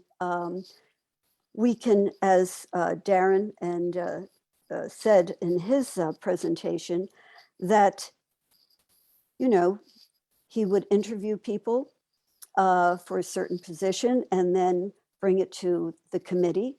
If it's, let's say it's Parks and Rec, bring it to the committee and then bring it to the council. And that's the way it should be. So I don't agree that the council should have so much power. You know, it is, as I said, it's interfering with moving forward. It's interfering in people's jobs. So we need a strong business administrator and a strong council to be able to pass laws and institute procedures and stuff that's beneficial to the town, because that's why we're here. You also mentioned that basically power for who can even run for council is held in the hands of a few. And I don't think that's pretty much a very poorly kept secret in town, right? Anybody who's paying attention at all knows that there's a few power players that make those decisions. And to that end, you know, one of the reasons I'm curious about nonpartisan is it opens it up not only to people who feel slighted by the party structure or have been, you know, pushed aside and relegated, but also because people who may have a job that doesn't allow them to run in a partisan election. That's the thing. Nonpartisan would open that up to potentially attract better talent to the council, more people willing to do the work. And so I know you came out and said you're strongly for nonpartisan. Do you think that's an added benefit of pursuing nonpartisan? Yeah, I do think so. Yeah, as you say, I mean, you just explained it very eloquently. I think that it would open it up to so many more people who feel slighted by those who do control the reins of who can run and who cannot run. And we need more of that. I mean, the world's changing. We can't be doing things the way we did them years ago. And the mission of this commission is to look forward, right? We're taking Red Bank into the future, and we've had the borough form of government for 114 years, since 1908. You know, I think we're overdue for change, just because, you know, like I said, my biggest pet peeve was this: the way we've always done it was being bantied around Borough Hall when I first got there, and you know, that change is scary, but change is good, and I agree with you. I think that if we look at this and we do a thorough investigation and we look forward to the future, that we can really serve the interests and needs of Red Bank and the residents. I agree. I really do. I agree with you 100%. I mean, there was change during COVID. When I had to work at home, I had to learn how to use Zoom, Teams. I learned about platforms I'd never heard of before. And now look at you now. And now look at me now. I am the Zoom queen of my organization. I can set up a call like that. But it was, at the beginning, it was very stressful because it's like, oh my God. But then I'm like, this is the 21st century. And you have to have, you know, some IT knowledge, because if not, you really can't survive Although sometimes I just like to get rid of everything. I Well, remember the good old days when we Yeah, I didn't was have gonna cell say, phones. Well, I And we- appreciate your time with us tonight, and thank you again for serving with council. I miss our boat rides home from the city. I We're know. rushing to get out of the parking lot to get home to get back to a meeting in time. I'm No, going to but- turn it back over to the chair. Thank you. Okay, thanks, Mark. Appreciate it. Thank you, Mark. Next, I'd like to hand the reins over to Kate Okeson. Thank you, Chair. Hi, Kathy. Thank you for joining us this evening. Thank you. I'm going to get political. I'm going to ask some questions that come down that line between the sort of before and after of the political piece of this. Okay. And part of this is, addressing the idea of structure and people means that those people have to become part of the structure. And that's the Mhm. politics part of this, right? That's the elections. And in the party form, the way it's been done here, that means 2 elections, right? We have a primary and the general. And I've said this when I talked with people while running for the commission position. I was somebody who very early on came out very pro-partisan because I was very concerned about the amount of money that went into elections. Mhm. And I was schooled over those years because I came to see the number of elections as an issue. That's something that I follow very closely. And so my question is really, does the pressure of a campaign, yours or a party member's, impact your ability to legislate? And I'm going to be a little more specific and ask that if you observed, whether it was directly you or elsewhere, were there issues that came forward to you or other council persons that were perhaps in one form or the other, no matter the party, right? A serving council person used for political purposes or feet dragged, not addressed at the legislative or administrative level. Do we see that cause and effect, that area between the political part and then actually attending to the legislative part, impact your ability or you witness the impact on the ability to serve? Well, I can say that a campaign interfered with my ability to serve. I mean, it's a very busy time. Anybody who's campaigned, and both Michael and Mark know what that's like. I feel that I was capable of making decisions, but there were times when certain issues shouldn't come up because it wasn't politically valuable at the time. So from that point of view, politics does enter into it. What should be talked about, what issues shouldn't be, and should be left until after the election. And so by sort of extrapolating that, we're saying that slowed down the process of government, perhaps. Well, and yes, about moving forward on certain issues, definitely. And do you think that that's something that can be ameliorated based on the people who are elected, the party or non-party affiliation of those elected, the number of seats were it a different form of government elected, or a combination thereof? I think that it would free people with a nonpartisan government. I think it would free people up because there wouldn't necessarily be any party affiliation, so to speak. I mean, there is, but there isn't. I'm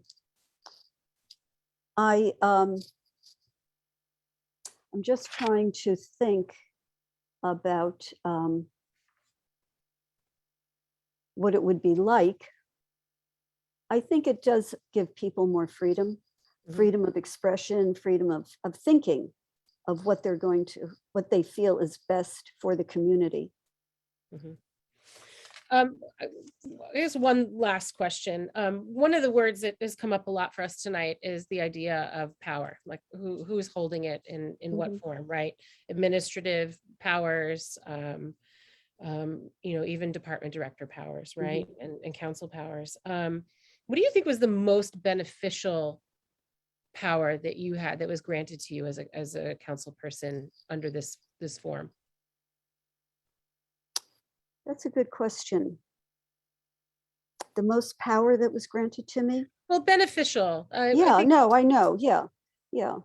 I think by just being an elected official, it gives you access to many people in higher positions who can help the residents. For instance, during COVID, I had several residents call me because they had trouble getting onto the state website for unemployment. They had lost their jobs. So I was able to call our state senator who helped them immediately. I mean, what's the power to be able to help others? When you call and you say you're a councilwoman, whoever, or a councilman, people will take your call. And you have access to resources, to people who can help. And that's a good power. That's beneficial. You asked about beneficial. And I think when we run, we all say we're running to help our neighbors, to help the people who live in this town. If the chair doesn't mind, I'm going to follow up on one other piece here. I was paying attention to some, commentary over the last few weeks around our charge here at the commission, and a piece that struck me was a comment about Red Bank being a small town and everybody knows somebody. I'm quoting that. Everybody knows somebody. And there's a piece about social capital in our town, and the role of knowing who's administering your government, whether it's the folks in municipal building, on the daily basis, or our elected officials. Has that hindered you being known? Have there been unpleasant, unpleasant's the wrong word. Are there parts of your job as a council person that you think are too much responsibility for an elected official in this idea that we know everybody around the corner from us? Well, yes, you can have neighbors who end up hating you because you don't think the same way. When I take strong positions on certain issues, I've gotten hate mail. Why am I meddling in that? Blah, blah, blah, blah. So yeah, there's the downside to being an elected official because you're out there and people know you, especially in a small town. And it takes, and I say this all the time, you have to have a hard carapace to be an elected official, because you can't take things personally. You have to believe in what you believe in, and what you think is doing is the right thing. And yes, I will listen to what people have to say. If they're not happy with me, I'm sorry, even Z said that. You can't, what is it? You can't please everybody all the time. And you're elected by the residents of the town, of the borough. So they have entrusted you with their way of life, with their quality of life. And we're not all going, we can't possibly all agree, a big town like this. So as an elected official, I do feel you have to take certain stands on issues that are important, like our inclusive resolution, when safe havens were being talked about. And I got phone calls from people not even living here, from Point Pleasant, from Middletown, yelling at me and saying I had no right to do this and that they were never coming to Red Bank again. And you listen. I never argue with people. I listen to them and I thank them for their comments and for reaching out. But yeah, I mean, there's a lot of stress being in public office. Thank you for your candor. Thank you, Kate. Hi, Kathy. Thank you so much for joining us. I really do appreciate you coming to share your perspective. I have some questions more related as to what is it like being a council person? So you run, you campaign, and then you win, you're sworn in. Is there a guideline that you're supposed to adhere to? The statute has some generalities around it, but are there certain policies that are given when you first become a council person? Is there a little guidebook or not? Actually, no, No? Okay. no. So you And there just should wing it be. as you go. Yeah, well, you ask people, like Michael Right. helped a lot, when I was first elected my first year. And, you talk to, I mean, you are only as good as the people who surround you. And that's why we have a borough attorney, an engineer, a, a, a business administrator. And so you lean on them to learn and you ask questions. Right. So from that point of view, there is not like a little book that tells Right. you what to do. I mean, you can find, it's not presented to you. You can find stuff. I mean, I have found information, of course, online. Oh, thank you. Now, as your role as a council person, you are assigned committees and you are liaison to volunteer committees. Mhm. So the committees how many committees are there in the current council, and how many are you how many are you to serve on? I think we have 9, actually. No? Okay. I think I'm trying to go through them all in my head. Each No, of you're right. us. You're right. You're right, Kathy. Thank you, Michael. We each need to serve on one of the committees Okay. as chair. And then we kind of divide it up because then there are, as you said, there are the advisory committees, commissions. And so, we kind of decide what we would like to do. I am liaison to the library board. I mean, I've done a lot of to others as well, and to the advisory committee of Parks and Rec Committee. Mhm. And in a role in a committee that's one of the council committee, it's you and a few other Yeah, council 3. members. There are Three. 3 of Okay, us. I'm that's right. sorry, Nancy. I'm just Right. assuming everybody knows this, but Oh, the chair okay. and two council people, right? Chair and 2. So a And we total of try to mix it up so that, you're not on the same committee every year. committee, like, yeah. Okay. And and your role on these committees is that you meet with the department heads? How does it work being on a committee, say, finance committee? Well, first of all, we have the workshop meetings, which Right. are very, very helpful. Z instituted that, and I have found that so helpful because we didn't have it before. Really, it was on the agenda, but it did not go into any depth. And you see, I work full time out of town, so I'm not here during the day where I could meet Mhm. with the borough administrator or department heads. So those workshops really set the tone for what needs to be done, and we discuss it. And then if we all agree on it, or some of us agree on it, it will go on to the council meeting agenda. Mhm. So that is how I actually meet department heads. It's Okay. through the workshop meetings. Oh, okay, not directly. Well, through if committees? no, if we have committee meetings, yes. I mean, if I'm on Parks and Rec, the director of Parks and Rec would attend the meeting. If you're on finance, it would be the CFO. If Right. you are the police commissioner, it would be with the police chief. So whoever the department, but the workshop allows me to meet everybody, which is Right. not always the case. Right. Yeah. Okay, and as a council member, are you required to attend all the meetings, or you just attend as many as you can?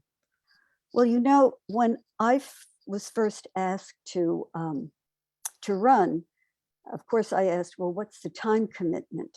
Mhm. And I was told that family comes first, then your job, and then the council, and you could give as much or as little time as you wanted to that. So I see Mark is shaking his head. So I try to attend, first of all, council meetings. I try to attend every single council meeting and workshop meeting because I think they are very, very important. We don't have to attend every committee meeting. I mean, sometimes it's just not possible. Mhm. And for the advisory committees especially, there is no statute that says we are obliged to. We do it because we have the time and the interest. And there are times when I just cannot attend every single committee meeting, especially the advisory committees. So I think, people, I think most people are very understanding. Those who volunteer on the committees, they're very understanding about the fact that you have work obligations. And if you're commuting, you're rushing to get to this meeting or that meeting. Zoom actually makes it a lot easier. But there's no obligation to attend committee meetings or council meetings, but it depends on what's going on in your life. Right. Yeah. I fully understand that. Yeah. I have another question. How are volunteers selected for boards and commissions? I mean, how does the council get involved with that? Well, usually it's the party that has the majority that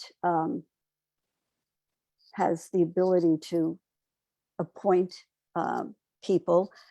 The problem is that you have the same people serving year after year after year, which is also, I mean, you have to, I think for certain things, yes, you need to have some kind of continuity, but that's why I think a bipartisan or a nonpartisan government would be helpful, because it would open committees to more people.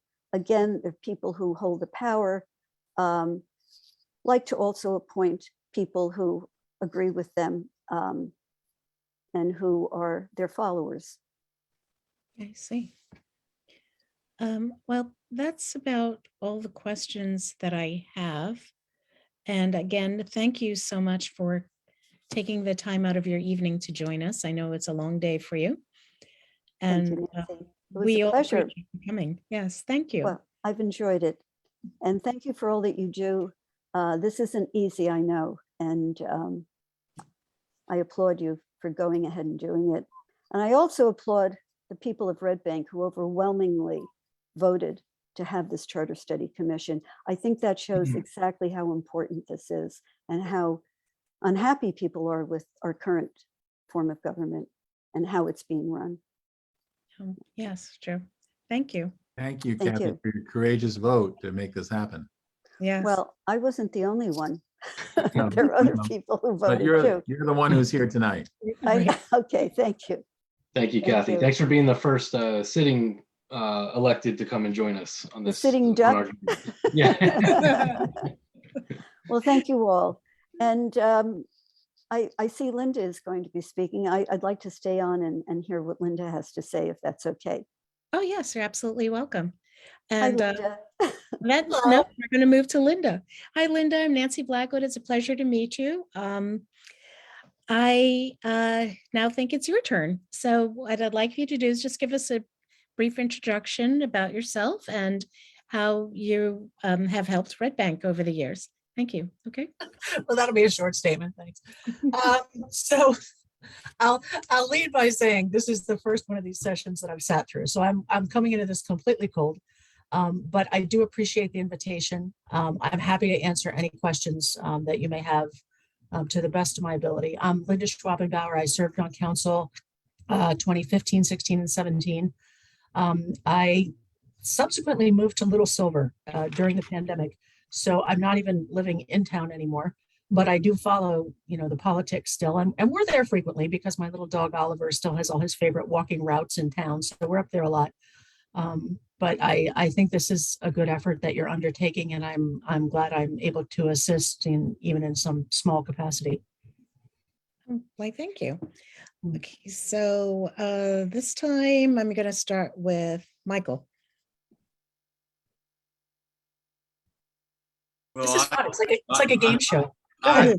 I had the privilege, first and foremost, who invited a non-resident? I mean, what the heck? I thought we were only getting residents here. Sorry, dude. Well, that being said, that kind of goes with the relationship I have with Lender, one of the smartest council people that I had the opportunity to serve with.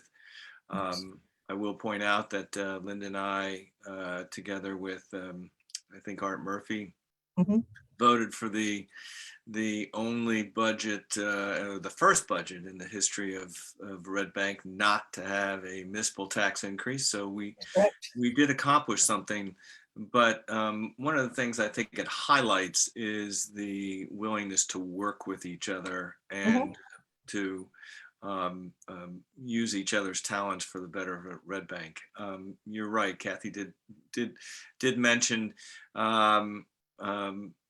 we were able to work with each other, and that seems to have stopped for some reason. And the phase one here that we're in is whether it's structural or the people. And I see you walking around Red Bank, and your opinion will always be valued, at least from my perspective.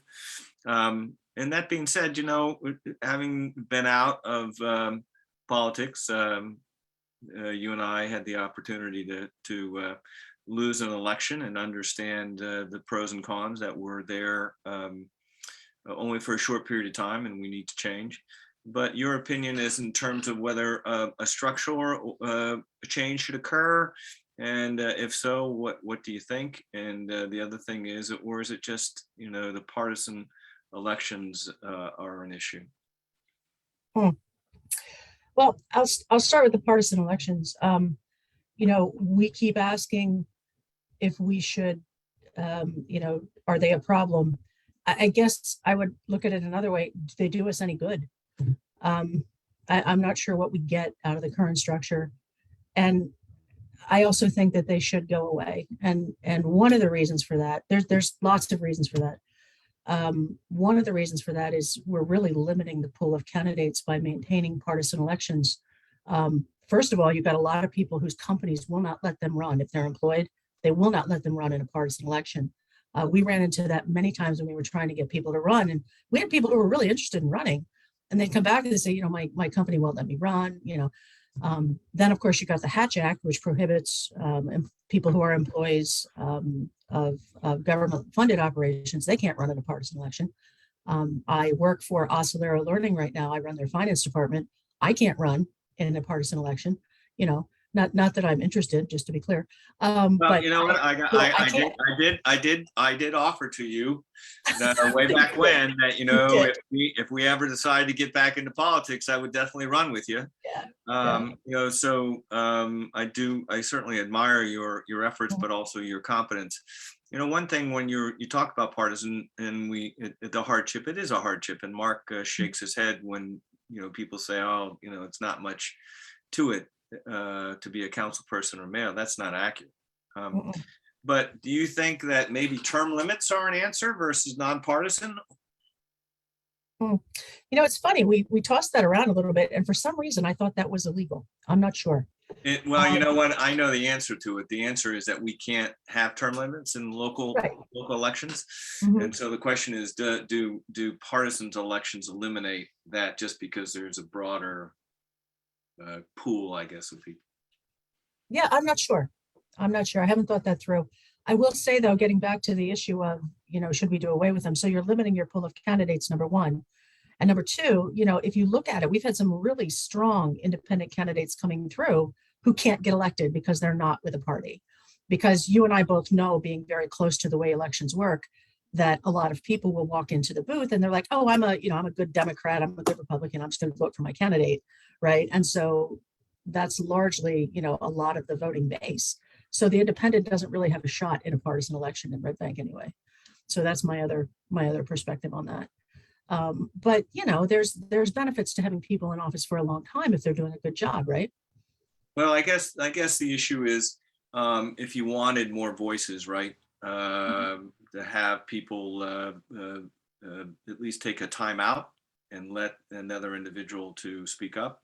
But I guess one question I have, and you've been a resident for a while, what happened between when you and I were on the council and versus today? Why? I mean, you and I got along. We agreed to disagree, and I respected your comments and you respected mine. But why all of a sudden can't people get along in the playground? I mean, what's your opinion on that?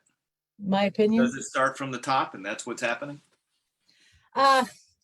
Here's the thing. So what you have now is you have a party system that is centered with a party chair who has all the power, and ostensibly, and the party chair picks the candidates ostensibly with the vote of the county committee. So what the party chair is doing is he's picking, who he wants to have on the council. And if there are people who disagree with him, right, he doesn't really want those people on the council, and that creates some friction. And in my view, you got a lot of that going on too. So it's structural and there's personalities involved.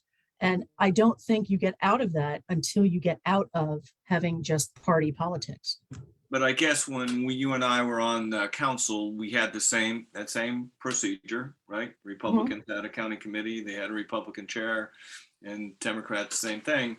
And they, fortunately or unfortunately, depending on your perspective, selected us, right?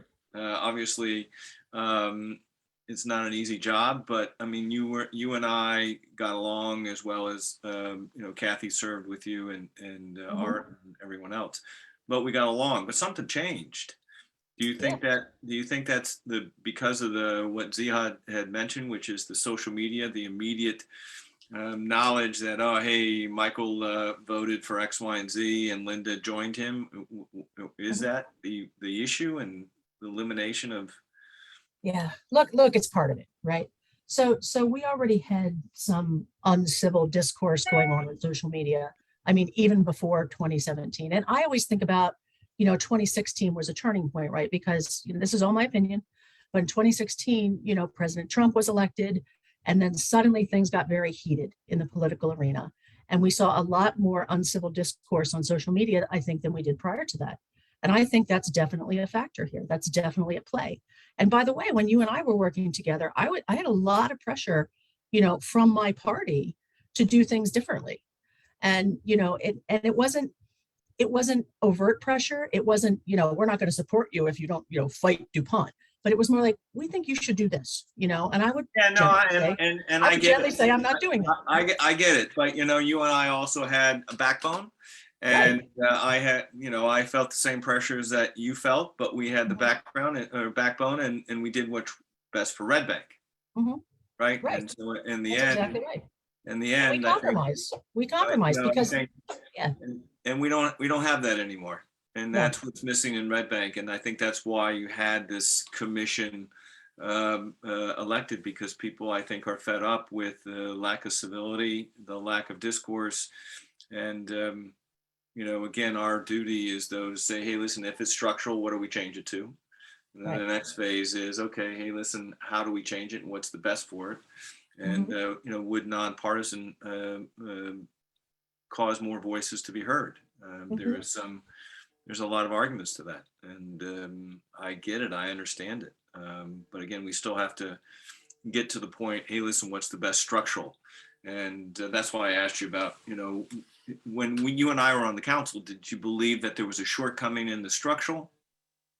Did the mayor form of government ever cause you to wonder, geez, you know what, this isn't working?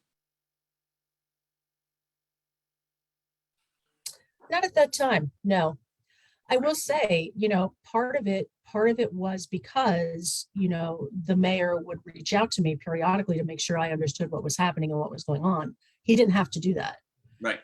But I felt included on what was happening because of that. Otherwise, I would not have had a clue what was going on because of the structure. There was no requirement that anyone on council at that time sort of clue me into what are we voting on? What does this mean? What's coming up? None of that. And that could have been a disaster. Right. I mean, for me.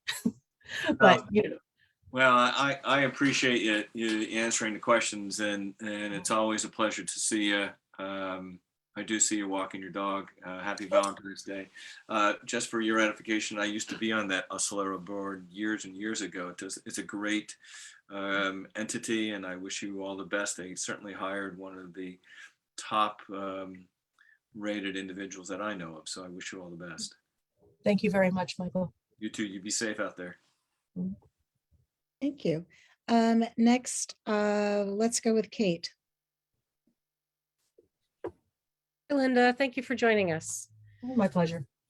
So how did you come to run for office, right? If we knew it was stacked against, if there was partisan lines, how'd you decide to come to run for office? Like, what was the sort of legislative motion? Like, I know you to be very empirical. That was my experience watching you serve. So I'm not like looking for a story, but just like, what did you think you could affect? Sure. So I had been asked by a friend of mine, and I had been watching the sort of what had been going on council. And there were decisions being made that I didn't understand the financial reasoning behind. It just didn't seem to make sense to me. And I observed that although we had a number of professional folks on the council, there wasn't anybody at that time who had a financial background. And having been at that time, it was 2014, right? So I had been the chief financial officer for Plymouth Rock of New Jersey for 8 years at that time, 8 or 9 years. And I thought I could bring that to the council and hopefully, help inform some of the decisions that were being made. So that's why I ran.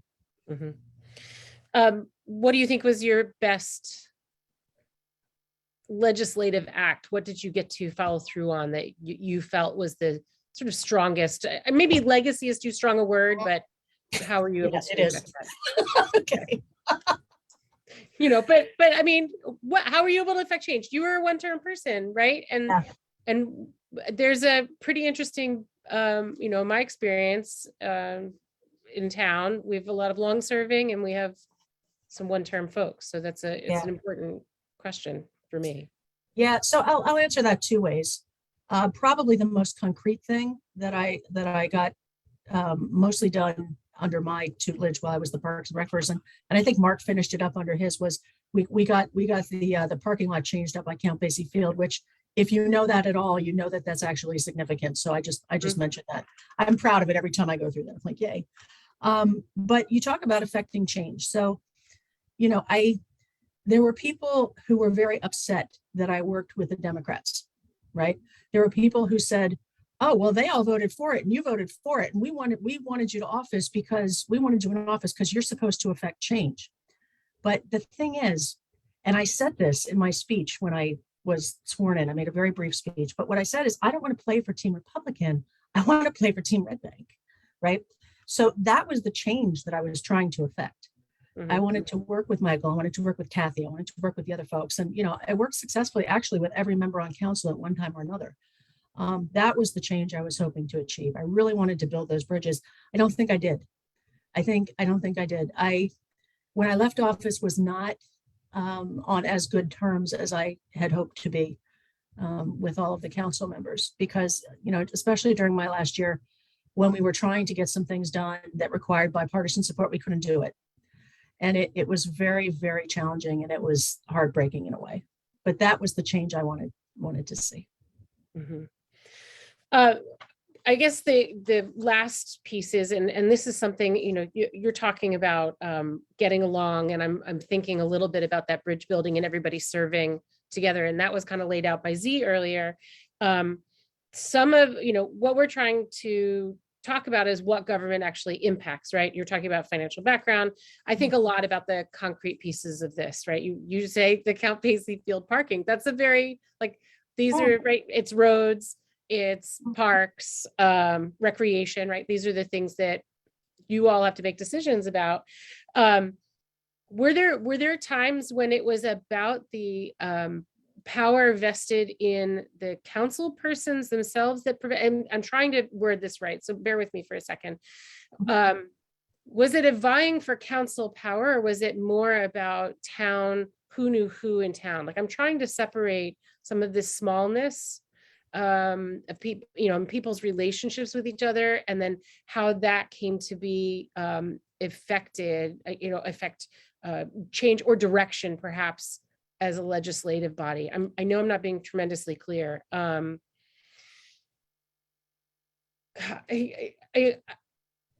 lot of the resident response that I've gotten so far, is about we're small and we know each other. And that's how, and it's that relationship. It's the picking up the phone and this is the traffic going this direction doesn't work for us, right? That kind of thing.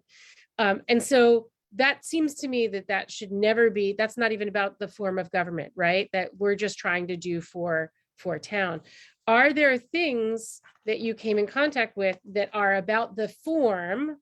You had to be concerned about the number of people you were serving with and majority minority and the mayor as the tiebreaker. And it came down to that all too often. I think maybe that's a more concrete way to. Sometimes, yeah, that did happen sometimes. So are you asking about, when a policy issue would come up and we struggled because it was a partisan environment? Yeah, perhaps. Yeah. And I'm trying not to treat it because I knew you work bipartisan, but I'm thinking about the structure, right? 6 and the mayor, and that's how I'm trying to formulate this. Is it really the actual physical representation? Yeah. It's a tough question to answer because sometimes it is and sometimes it isn't. I think, there were times, I don't mean to punt the question, but there were times when we had, I think did the water meters come down to a 3-3 and the mayor? I don't remember. Or did we all vote for that? I think we all voted for that at the end of the day, as I think about it, because we really did need the water meters. That's probably a bad example. But there were other things that would come down to a 3-3 vote and the mayor would have to weigh in that I think were more political, and we talked about, my last year there, we were working on a parking garage proposal. And that very often would come down to a 3-3 with the mayor coming in. And I really believe that in a nonpartisan environment, we could have got that so much further down the road. I really believe that. And maybe not in the exact form that we had it, maybe there would have been an opportunity for give and take and more input on the design and what people wanted and so forth. But because it was us versus them, it could only be the one way. And, it was ugly. It was ugly. So you served up until the point that the ordinance for the administrator changed and became stronger. So up to that sort of, Right. That time. Was there some of the powers, sort of legislative powers that you had, did you not want them? Because that would leave hiring and firing as I read the ordinance, right? A lot of borough hiring and firing then sits with the legislature, your body. Did you want that? Did you think that was unnecessary? I'd love to hear a little bit more about that, right? Because that's who we interact with. Right. Right. So the hiring, firing, that's the day-to-day management, right? That's got to live with the borough administrator. The council has to be doing policy.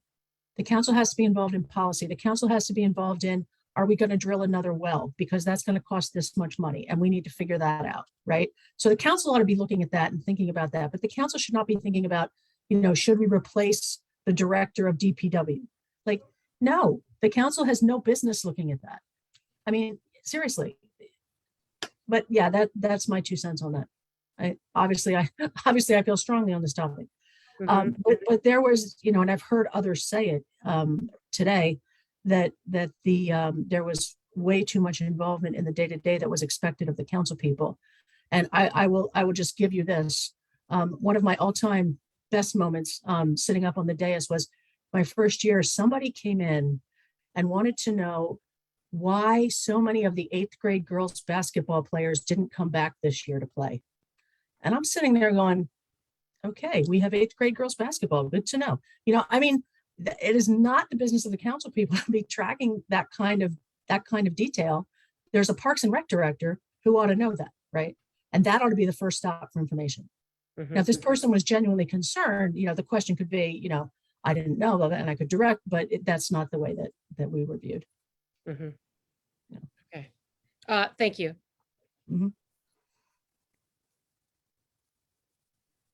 Who do we have left? Mark, Ben, and myself? Let's go with Ben. Oh, Linda, and Hey, Mr. Forrest, I owe you a cup of coffee. yeah, thank you so much for your service to our town. I was at many of those meetings. I remember those 3-3 ties. I guess I found your testimony just now to Kate's questions about the partisan politics thing. And so it does sound like even you had to resist being influenced by that. And I guess it was some level of meddling, kind of, at least in your own mind. You'd be told people, in this, I'm sure it's true in both parties. We're weighing partisan versus nonpartisan. So I'm finding that testimony very interesting. Is there a specific issue that it came up, or was it more like a personality thing? They didn't like this person, they didn't like that person, or was it, parking garage or zoning or development? Do you remember, what kind of things it might have been and what influence? Yeah, no, it was the partisan issues were always on specific topics, right? So we would be trying to get, the parking garage through, or we would be trying to do a zoning thing, or we would be trying to do this, and we would get resistance because, well, the Republicans can't do this. Probably one of the best examples of partisan politics, and I apologize to Councilwoman Horgan, who's on this call, but I'm going to have to raise this topic, was the year that I had put the budget together, and it was voted against because it was a Republican budget, and really no other reason. And I do apologize, Kathy, for bringing this up, but that struck me at the time as perhaps the purest example of partisan politics for no other reason than partisan politics. What a waste of time for everybody. And that was the time, if you guys remember, that I basically said, I'm not doing it. You figure it out. And I walked away because I was not dealing with it. And so at the end of the day, we ended up passing some thing to make it look okay, and then everybody could vote for it. But what a waste of time. I mean, honestly, I will never forget that. And here's the thing. I got along great with Kathy. That's the thing. We worked very well together, I thought. She's not nodding, so now I'm worried. But yes. Yes, I am nodding. Okay, very good then. Borough form of government, we're looking at the borough forms of government. Is there any kind of wish list things that you came away with, that something that doesn't happen in the borough form that you wish happened? Some, I don't know, some rails on something, or did it work for you, the borough form of government? I know you probably only served in this one form, but I'm just taking a shot and see if you have a thought. No, I mean, what's good about it is it's small enough that you can really get your arms around it, right? So there were things, for example, when we were looking at drilling that well, and I had nothing to do with DPW or anything. So, I got to spend a day, I'm such a geek. I got to spend a day with Stanley, like sitting and going through literature to understand what capacity requirements were for different kind of pipes. And, if we built more, like, would we need this? And what was the importance of this, and I really got into that, right? So that to me is an opportunity that you had. And I'm not sure if that's, because of the borough form, but it just strikes me that, in a governmental, area, I guess, as small as ours, you can really get into anything that you're really interested in if you want to spend the time. I think you've answered my questions tonight. Is there anything I should have asked you, Linda, that I forgot to ask you? No, but thank you. It's great to see you. Likewise. Thank you. Next, Mark. Ben, you sure you're not a lawyer? That was a very lawyerly end to a deposition right there. Nice. Linda, how are you? It's very good to see you. Likewise, it's been a long time. It has been, and the first 2 years that I was on the council serving with you were some of the most challenging, but some of the most fun as well. We often ended up at Bonacera after some challenging meetings and shared a pizza and a drink, commiserating. So I don't necessarily miss those days getting out of meetings at 11, but they were interesting, to say the least. Thank you for staying with us. I know it's getting late tonight, so I'm going to try to be brief. You've made some great points. I love the point about, and I think we spoke about it too earlier with the other guests. You're limiting the pool of qualified candidates when you limit it to partisan politics. You just mentioned though that you think one of the benefits of the borough form is that it's small enough to kind of get your head around it. I mean, obviously you haven't served in another form, but do you think that's the only form of government that allows for that? Or is that just kind of your surmising based on your experience? Yeah, that's just me surmising. I mean, like you said, I have a very limited point of view here. So, if I had served in different forms, I may have a more informed opinion on this, but right now I just know what I know. Fair enough. Mhm. Did you, your term coincided with the end of Stanley's tenure in Red Bank as well, correct? Correct. Okay, so you didn't see the transition on the council. You may have seen it as a resident going forward, but you didn't see the transition to the management report being adopted and Z coming in and making the changes. Nope. Could you, however, from a resident point of view, speak to how you've seen the day-to-day operations or the services that residents got? Were they better under more direct, strong leadership? Or did you have an opinion on that as a resident in 2018 and beyond? You know what? It's really hard for me. I'm trying to think about that. And it's really hard to do because I think I may have had a different point of view than, a resident, so to speak. Because when something would happen, I'd surmise about who was doing what behind the scenes.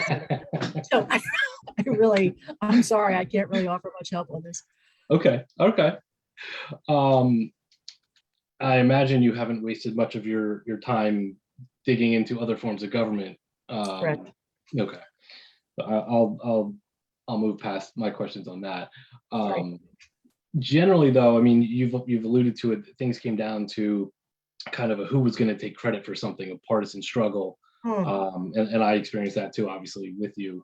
To that end, and I asked this, I think, to Kathy, do you think more administrative power should be placed into the council or to the department heads, or do you think Red Bank would be better served with that centralized CEO type of figure being able to handle those decisions and then going to the council for approval or budgetary concerns, those kind of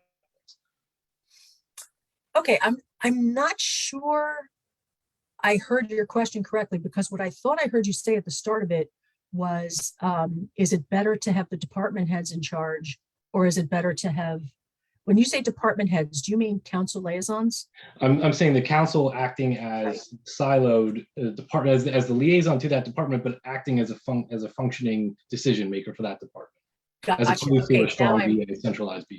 Yeah. Yes, now I am totally on board. The council members should not be in charge of the departments. They should not be in that siloed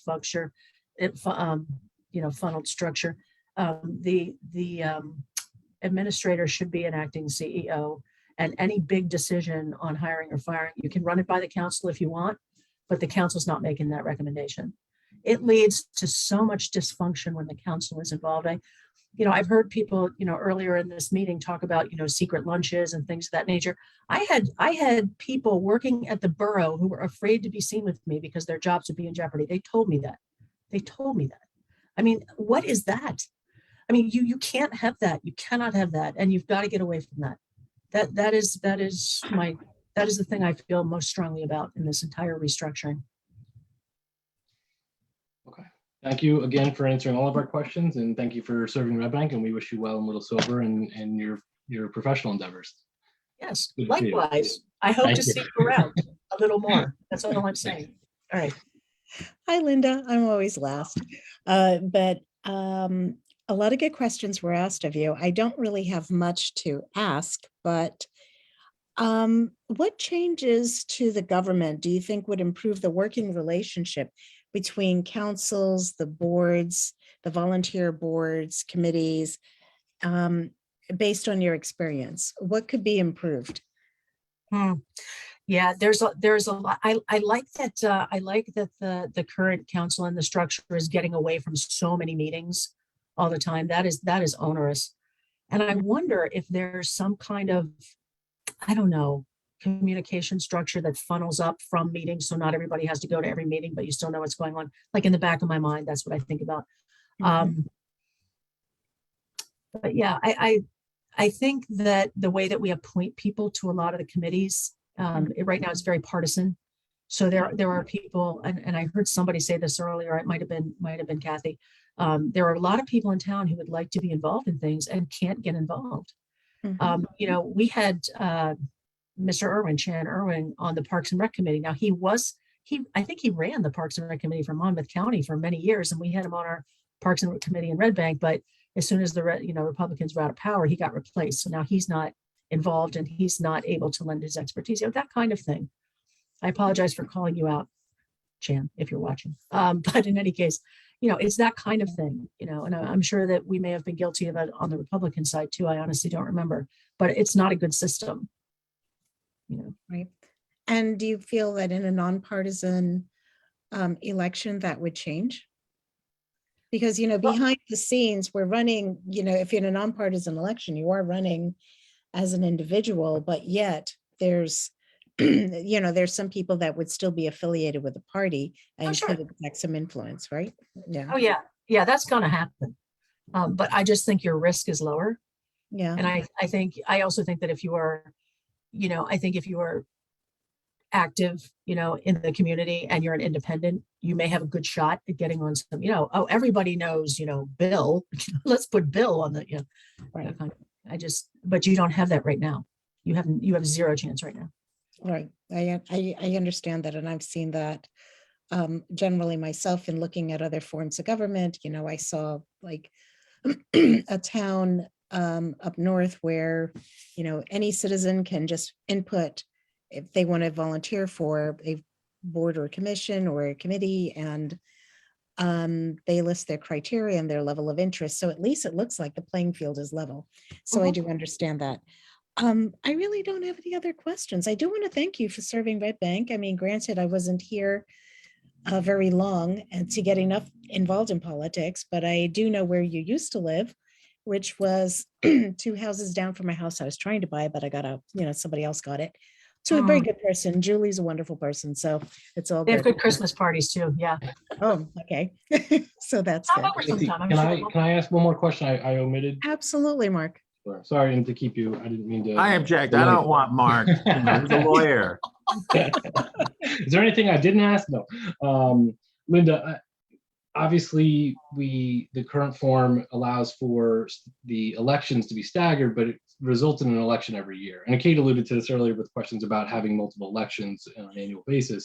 One of the things we're considering if we do transition to a new form of government is the opportunity to have off years for elections on the local level, at least. Do you think, in your experience in Red Bank, that would be something that would be beneficial to the borough? Oh God, yeah. I mean, you talk about shaking it up and getting, you know, new people in there. You know, Michael was asking me about how to get new faces in there. I think if you ran an election, say once every 3 years, elected everybody to that 3-year term, and then 3 years later, put a whole slate up against, you know, put a whole slate up there and let people choose again, you might get some diversity on council. It would be good. Thank you. Thank you. That'd be fun. I might move back for that.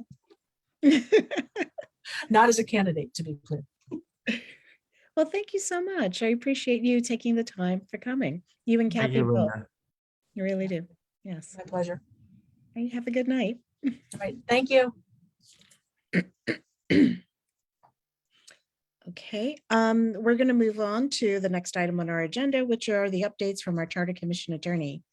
So, Mr. Collins, that's you. Okay, thank you, Chair, and good evening to everyone. I don't have any specific legal updates. I certainly can speak to the upcoming meetings, which we've been working on scheduling, Chair, although I think that segues into the next item on the agenda, so I certainly don't want to steal your thunder, but I'm glad to speak to it if you'd like as well. Yeah, you can go ahead. I don't mind.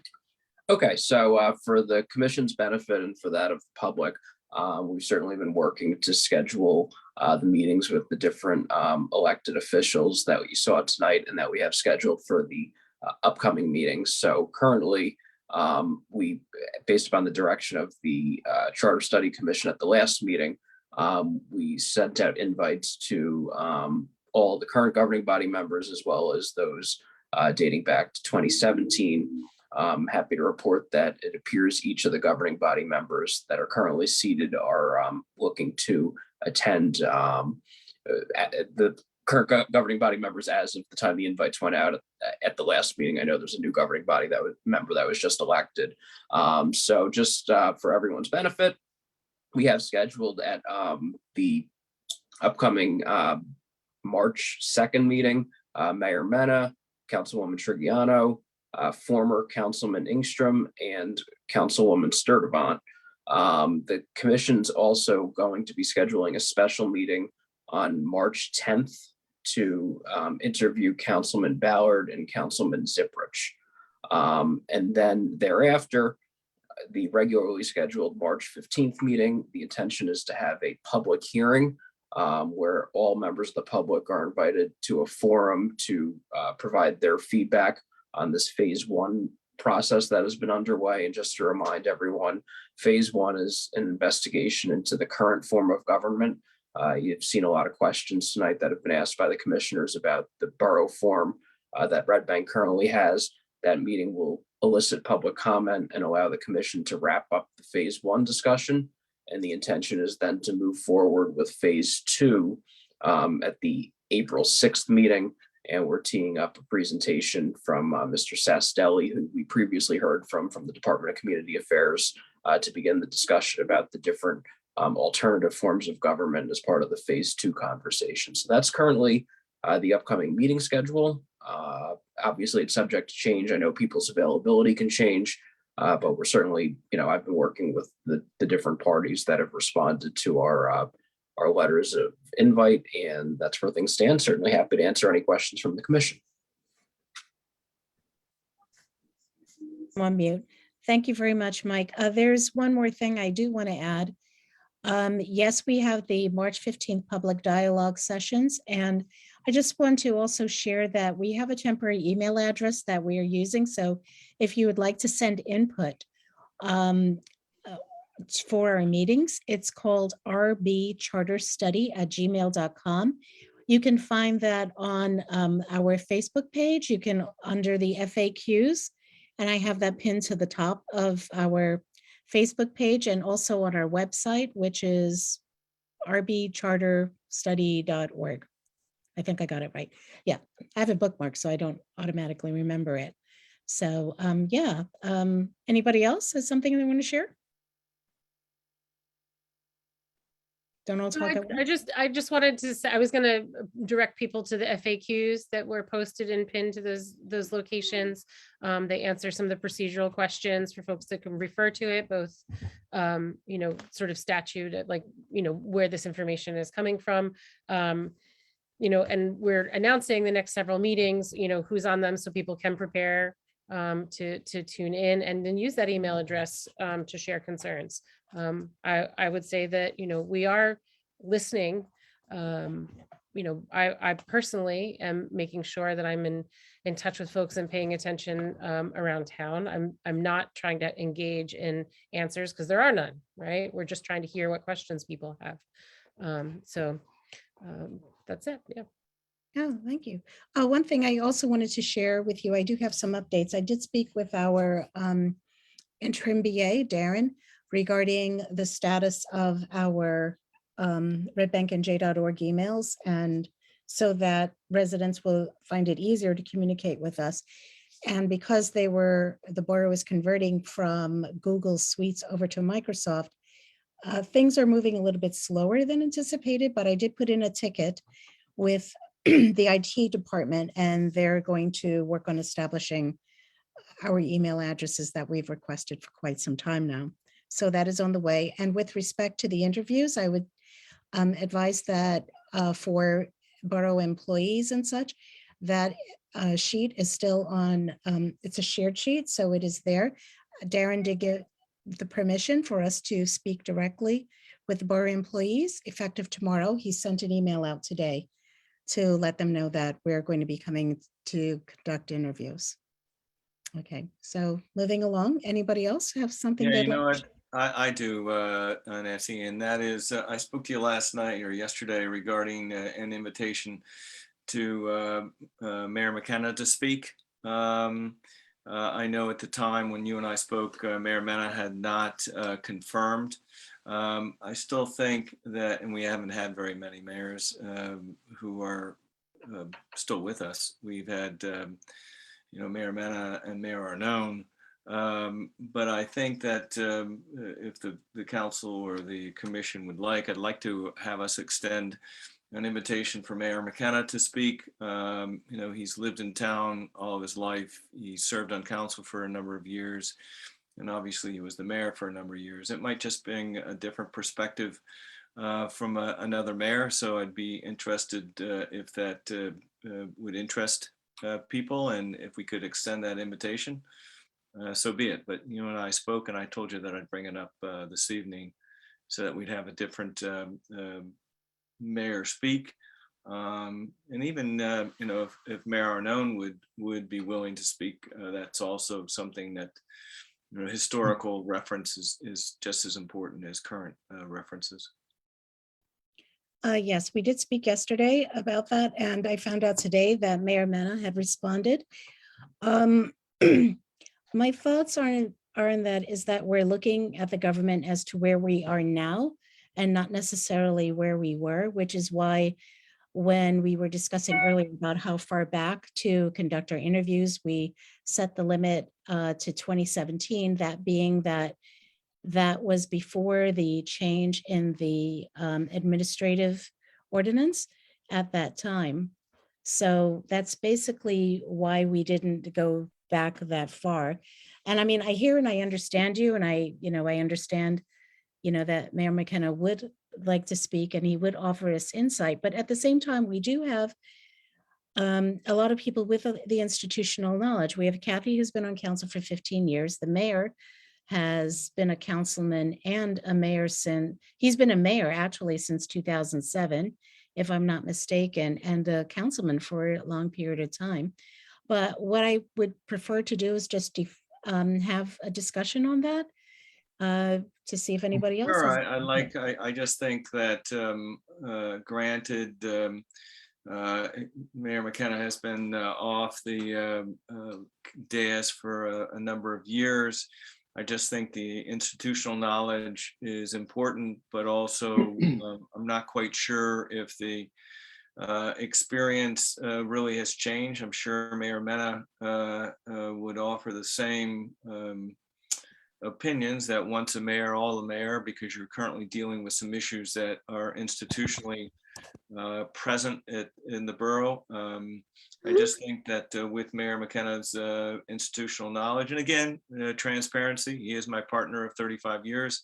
But I do think that he has some knowledge that from a structural point of view, I don't think he'll have an opinion, maybe nonpartisan, maybe he will. But I think from a structural point of view, I think it's important to get as many opinions that who have served under this borough form of government, and just not 5 years. I think the institutional knowledge is just as important, but also the experience. And we don't have that many mayors who can give us that opinion. There's only these 3 and that I'm aware of. So that's my opinion. I know that Mayor Mena has been with us for 34 years, and I'm sure that he'll have some institutional knowledge just because he has served either in a council or as a mayor's position for many years. But I just think that we would all be well served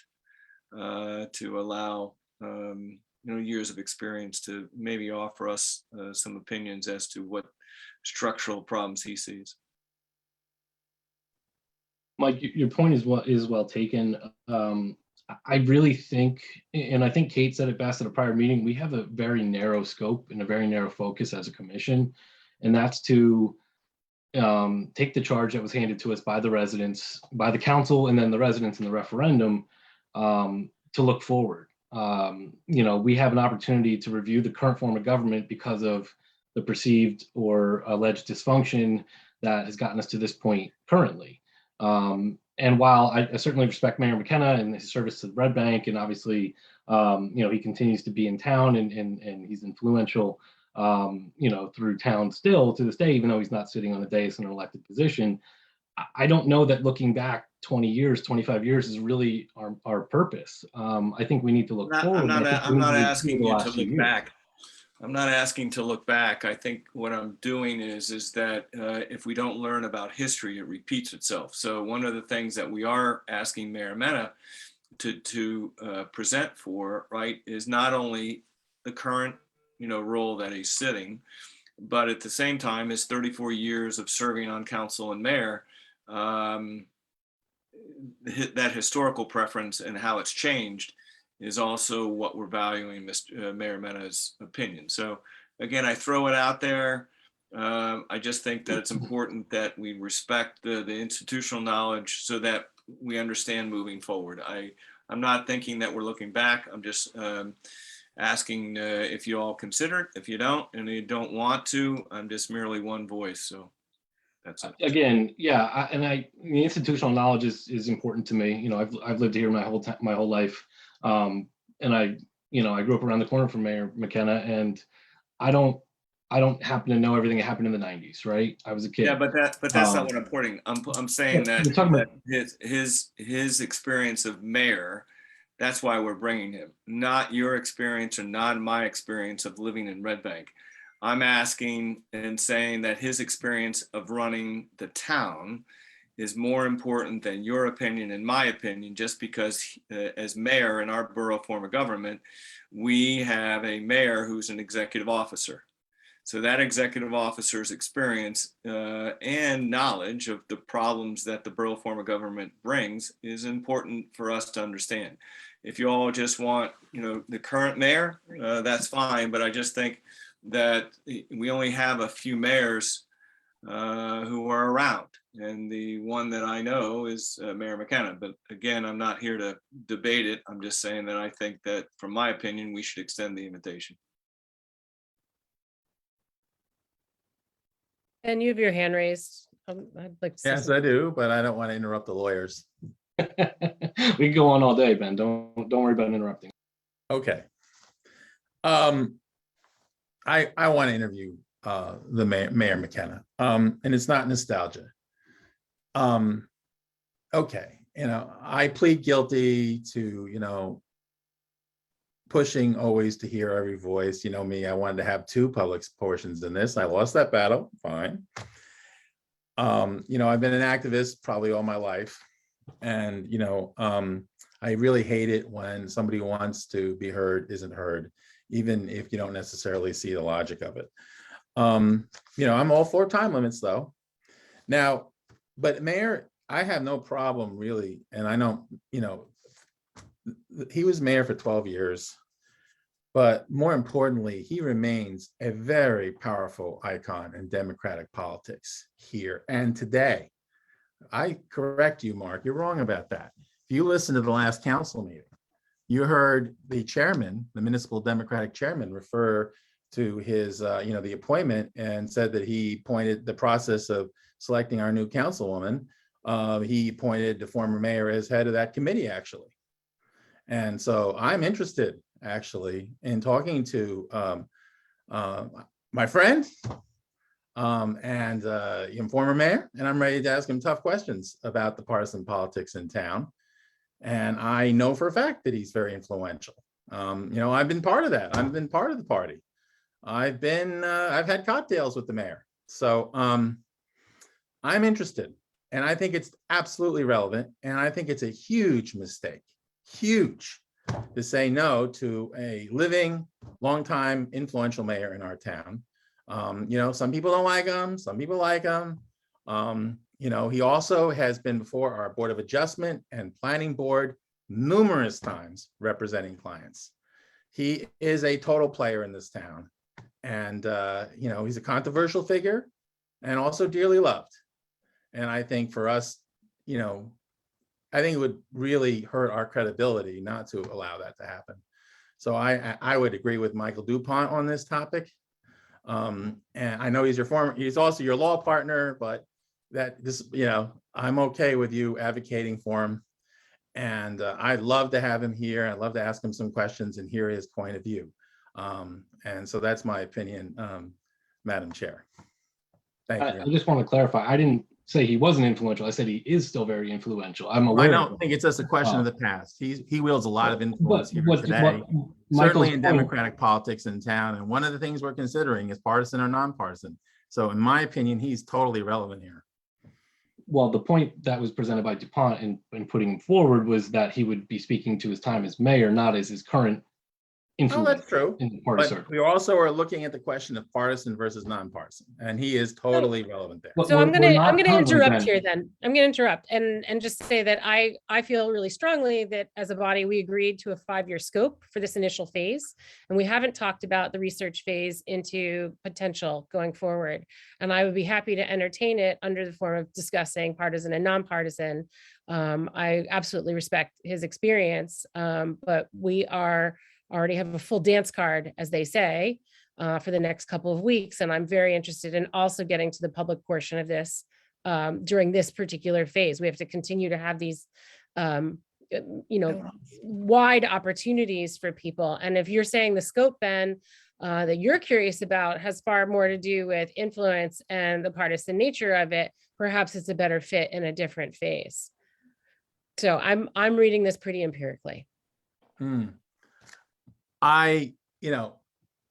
Mayor McKenna is a giant in Red Bank political life for a long time.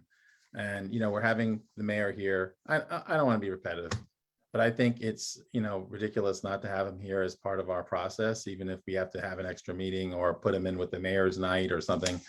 But I made my point. I don't want to be repetitive. Yes, I do agree, actually, Kate. I actually kind of agree with what almost everybody said here tonight. He fits in many places. Yes, the political part kind of interests me, but he's also a municipal attorney who's practiced law in many types of forms of government and, borough and otherwise. So I think he might have a lot of relevant things to say. I mean, he probably, I'm guessing, I don't know, I haven't talked to him about it. He's probably in favor of keeping the current system, but I really do want to hear all points of view. Anyway, that's it. And I know most of you agree with all that. So anyway, that's my 2 cents worth. Thank you. I'm not gonna say any more. Thank you, Ben. Kate, you're about to say something? No, that was, I think, framework. Right. Framework is all. Right. It does sound like, based on what you're saying, Ben, is that the Mayor McKenna would be a better fit as we go into phase 2, because we can take that institutional knowledge about, he is a major player in town, as you said, and it would be helpful, to hear his thoughts, partisan, nonpartisan, because right now what we're focused on is the here and now of why 70% of the residents who voted for Charter Study Commission feels that something is broken. And Michael, I do respect that he does have institutional knowledge, but at the same time, I think we've gotten the message pretty clear from everyone that we've spoken to that we know, we have a very good idea where it is broken. But I do think he would be a better fit in phase 2. Well, I guess I know that on March 10th, we only have 2 witnesses. We had 3 this evening. So, I mean, we wouldn't But be. that wasn't supposed to be a meeting. No, that was an additional date that we added. And frankly, I'll say that I agreed to it because we're trying to be that, but it's not a prior date that I set aside, right? So I didn't set aside it either. I didn't request it either. So again, I was called yesterday as to whether it was acceptable date. So that's not a reason for denying a voice to be heard. And again, phase 2, again, I just think that, and I join in with what Ben said, Mayor McKenna brings a different perspective. It is about government, it is about structure. If you're all want to rush it to phase 2 and not hear Mayor McKenna, that's your choice. I'll make the motion then to invite Mayor McKenna for our May 10th meeting. If someone wants to second it, great. If you don't, that's great too. But I just think that his institutional knowledge is better fit here than phase 2. But again, that's just my opinion. And I am biased, just having been his friend for 35 years and have run his campaigns and have worked, privilege of working with him for 35 years, but that's just me. So if Madam Chair, I'll make that motion to invite him on May 10th. If someone wants to join in and second it, we can certainly vote on the invitation. If not, then it just dies a slow death. I will respectfully second your motion. I mean, I have complete confidence in the leadership of our commission here, I want to just say. But same you heard- here. I don't need to repeat what I said already, but I'm okay with having the mayor here at that meeting. Thank you. Okay, so there's a motion and a second. Bonnie, I think we need a roll call. I see Mark talking. I don't know if there's any discussion, but that should come before the roll call. Sorry, I Oh, was muted. discussion, I was yes, just saying, thank you. can make a motion to table this to phase 2. I think based on the arguments that have been presented, Commissioner DuPont was first talking about his role as mayor, 20 years ago. And then what Ben is alluding to is that his current standings. I don't see, those are different opinions and different viewpoints. And if the commission is going to be using the institutional knowledge to evaluate partisan versus nonpartisan or other forms of government that Mayor McKenna may have practiced in or has experience in, then that's much more appropriate for phase 2. So I would make a motion. to table it to phase 2. There's a motion on the table, and I'm asking that it be voted on, either up or down. We don't need to table it, and we could just vote. More importantly, the motion's on, and I got a second. So I think that the proper. Go ahead.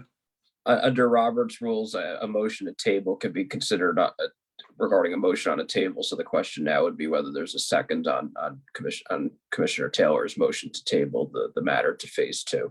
I second. Okay, so now there will be a roll call vote on a motion to table the motion put forth by Commissioner DuPont. And there's no discussion on a motion to table, so a roll call vote would be appropriate. Thank you. Commissioner Facey Blackwood, Yes to This is- table. Commissioner Taylor, Yes. Commissioner DuPont, No. Commissioner Forrest. You're muted. Yeah, we can get your vote, Ben. No.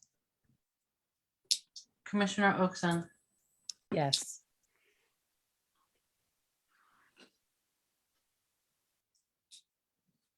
Okay, so the motion to table, I guess, passed 3-2.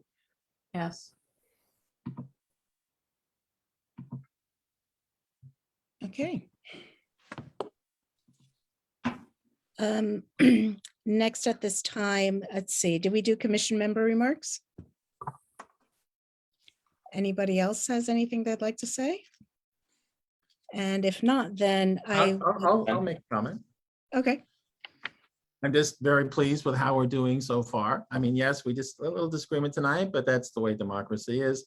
I just want to thank the chair and our vice chair for having this agenda and our attorney and moving us right along. I've been finding the meetings very interesting, and the word nerd was used earlier. Was it Linda Schwabenbauer who used that word? But I yes. like that word. I am a municipal nerd. And I'll be very happy to deal with Mayor McKenna in phase 2. Just saying, and it's fine. I lost that battle tonight, but I think overall we're doing great. And thank you so much. Oh, thank you, Ben. Anybody else have any? Oh, No, I think that, we're moving along. I appreciate the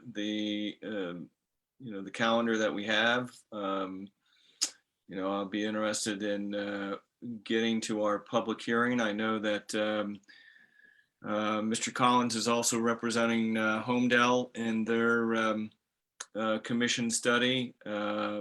He's not? no, I'm Commissioner. I'm the municipal attorney in Homedale. The municipal Charter attorney, Study sorry. Commission is represented by a different attorney. Okay, and so it'll be interesting to get to the public portion and the public hearing and getting them to hear their voices. I'll also extend the invitation to Mayor McKenna to make sure that he's part of that public hearing for the phase 1, and we can certainly extend another invitation to him in phase 2.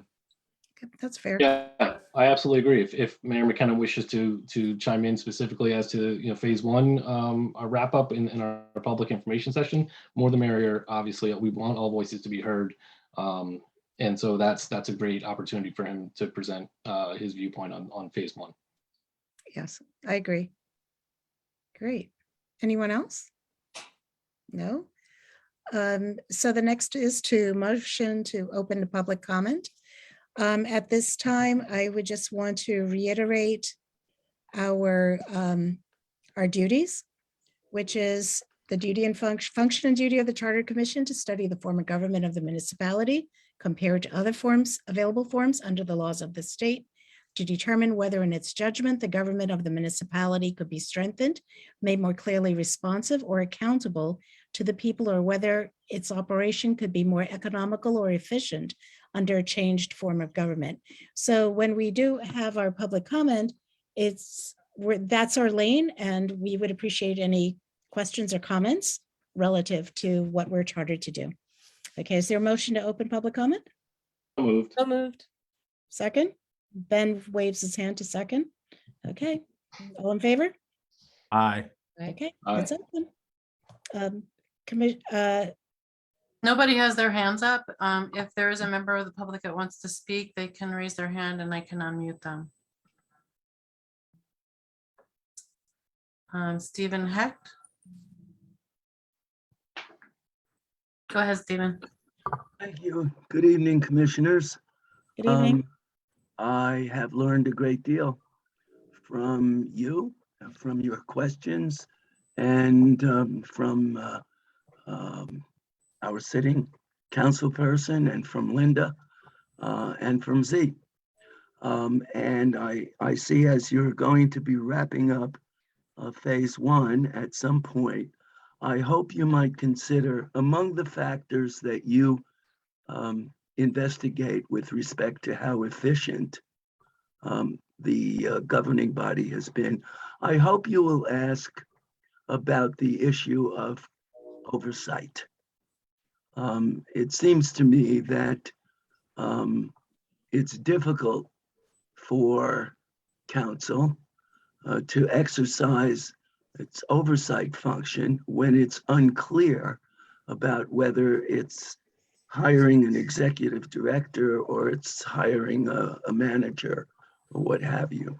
I think it gets to be a little bit sticky, and I would appreciate the commissioners considering, as you evaluate a current form, what the people think, whom you interview, what the folks think about whether the council has provided a proper and efficient and effective oversight. Thank you. And just one other comment. You all have vindicated my choices, my choice to have the Charter Commission and my vote. So I thank you all for your hard work, and keep up the good stuff. Thank you. Thank you very much, Mr. Hecht. Thanks, Stephen. Hey, Stephen. Thank you. Next we have is Dan Reardon. Go ahead, Dan. Hi, everybody. Dan Reardon, 20 Irving Place. I just wanted to say, first, thanks. I'm anxious for you guys to move off phase one and get to phase two. So I would very much like to hear from Mayor McKenna, but I support closing up phase one ASAP. As part of phase two, I hope that you will invite the party chairman, the Republican and Democratic Party chairman in Red Bank, so that we can hear from them about partisan versus nonpartisan, and what role they think parties should play in the municipality. That's all I wanted to say. Thanks. Well, thank you very much, Dan. We appreciate that. Next we have John Jackson. Good evening, Commission. Good evening, everyone. Quick thank you to Commissioners Forrest and DuPont and resident Rorden for their suggestion of having former Mayor McKenna speak as well. I love the notion of having as many voices and as many balanced voices speak as possible. My question to the commission, just in general, whoever wishes to answer may. There's been a lot of discussion about nonpartisan. Will there be any evidence or data shared with the commission, by the commission, or plans to in phase 2, let's say, that shows that a nonpartisan form of government increases engagement? You know, there's been a lot of discussion this evening about it affording candidates more of an opportunity.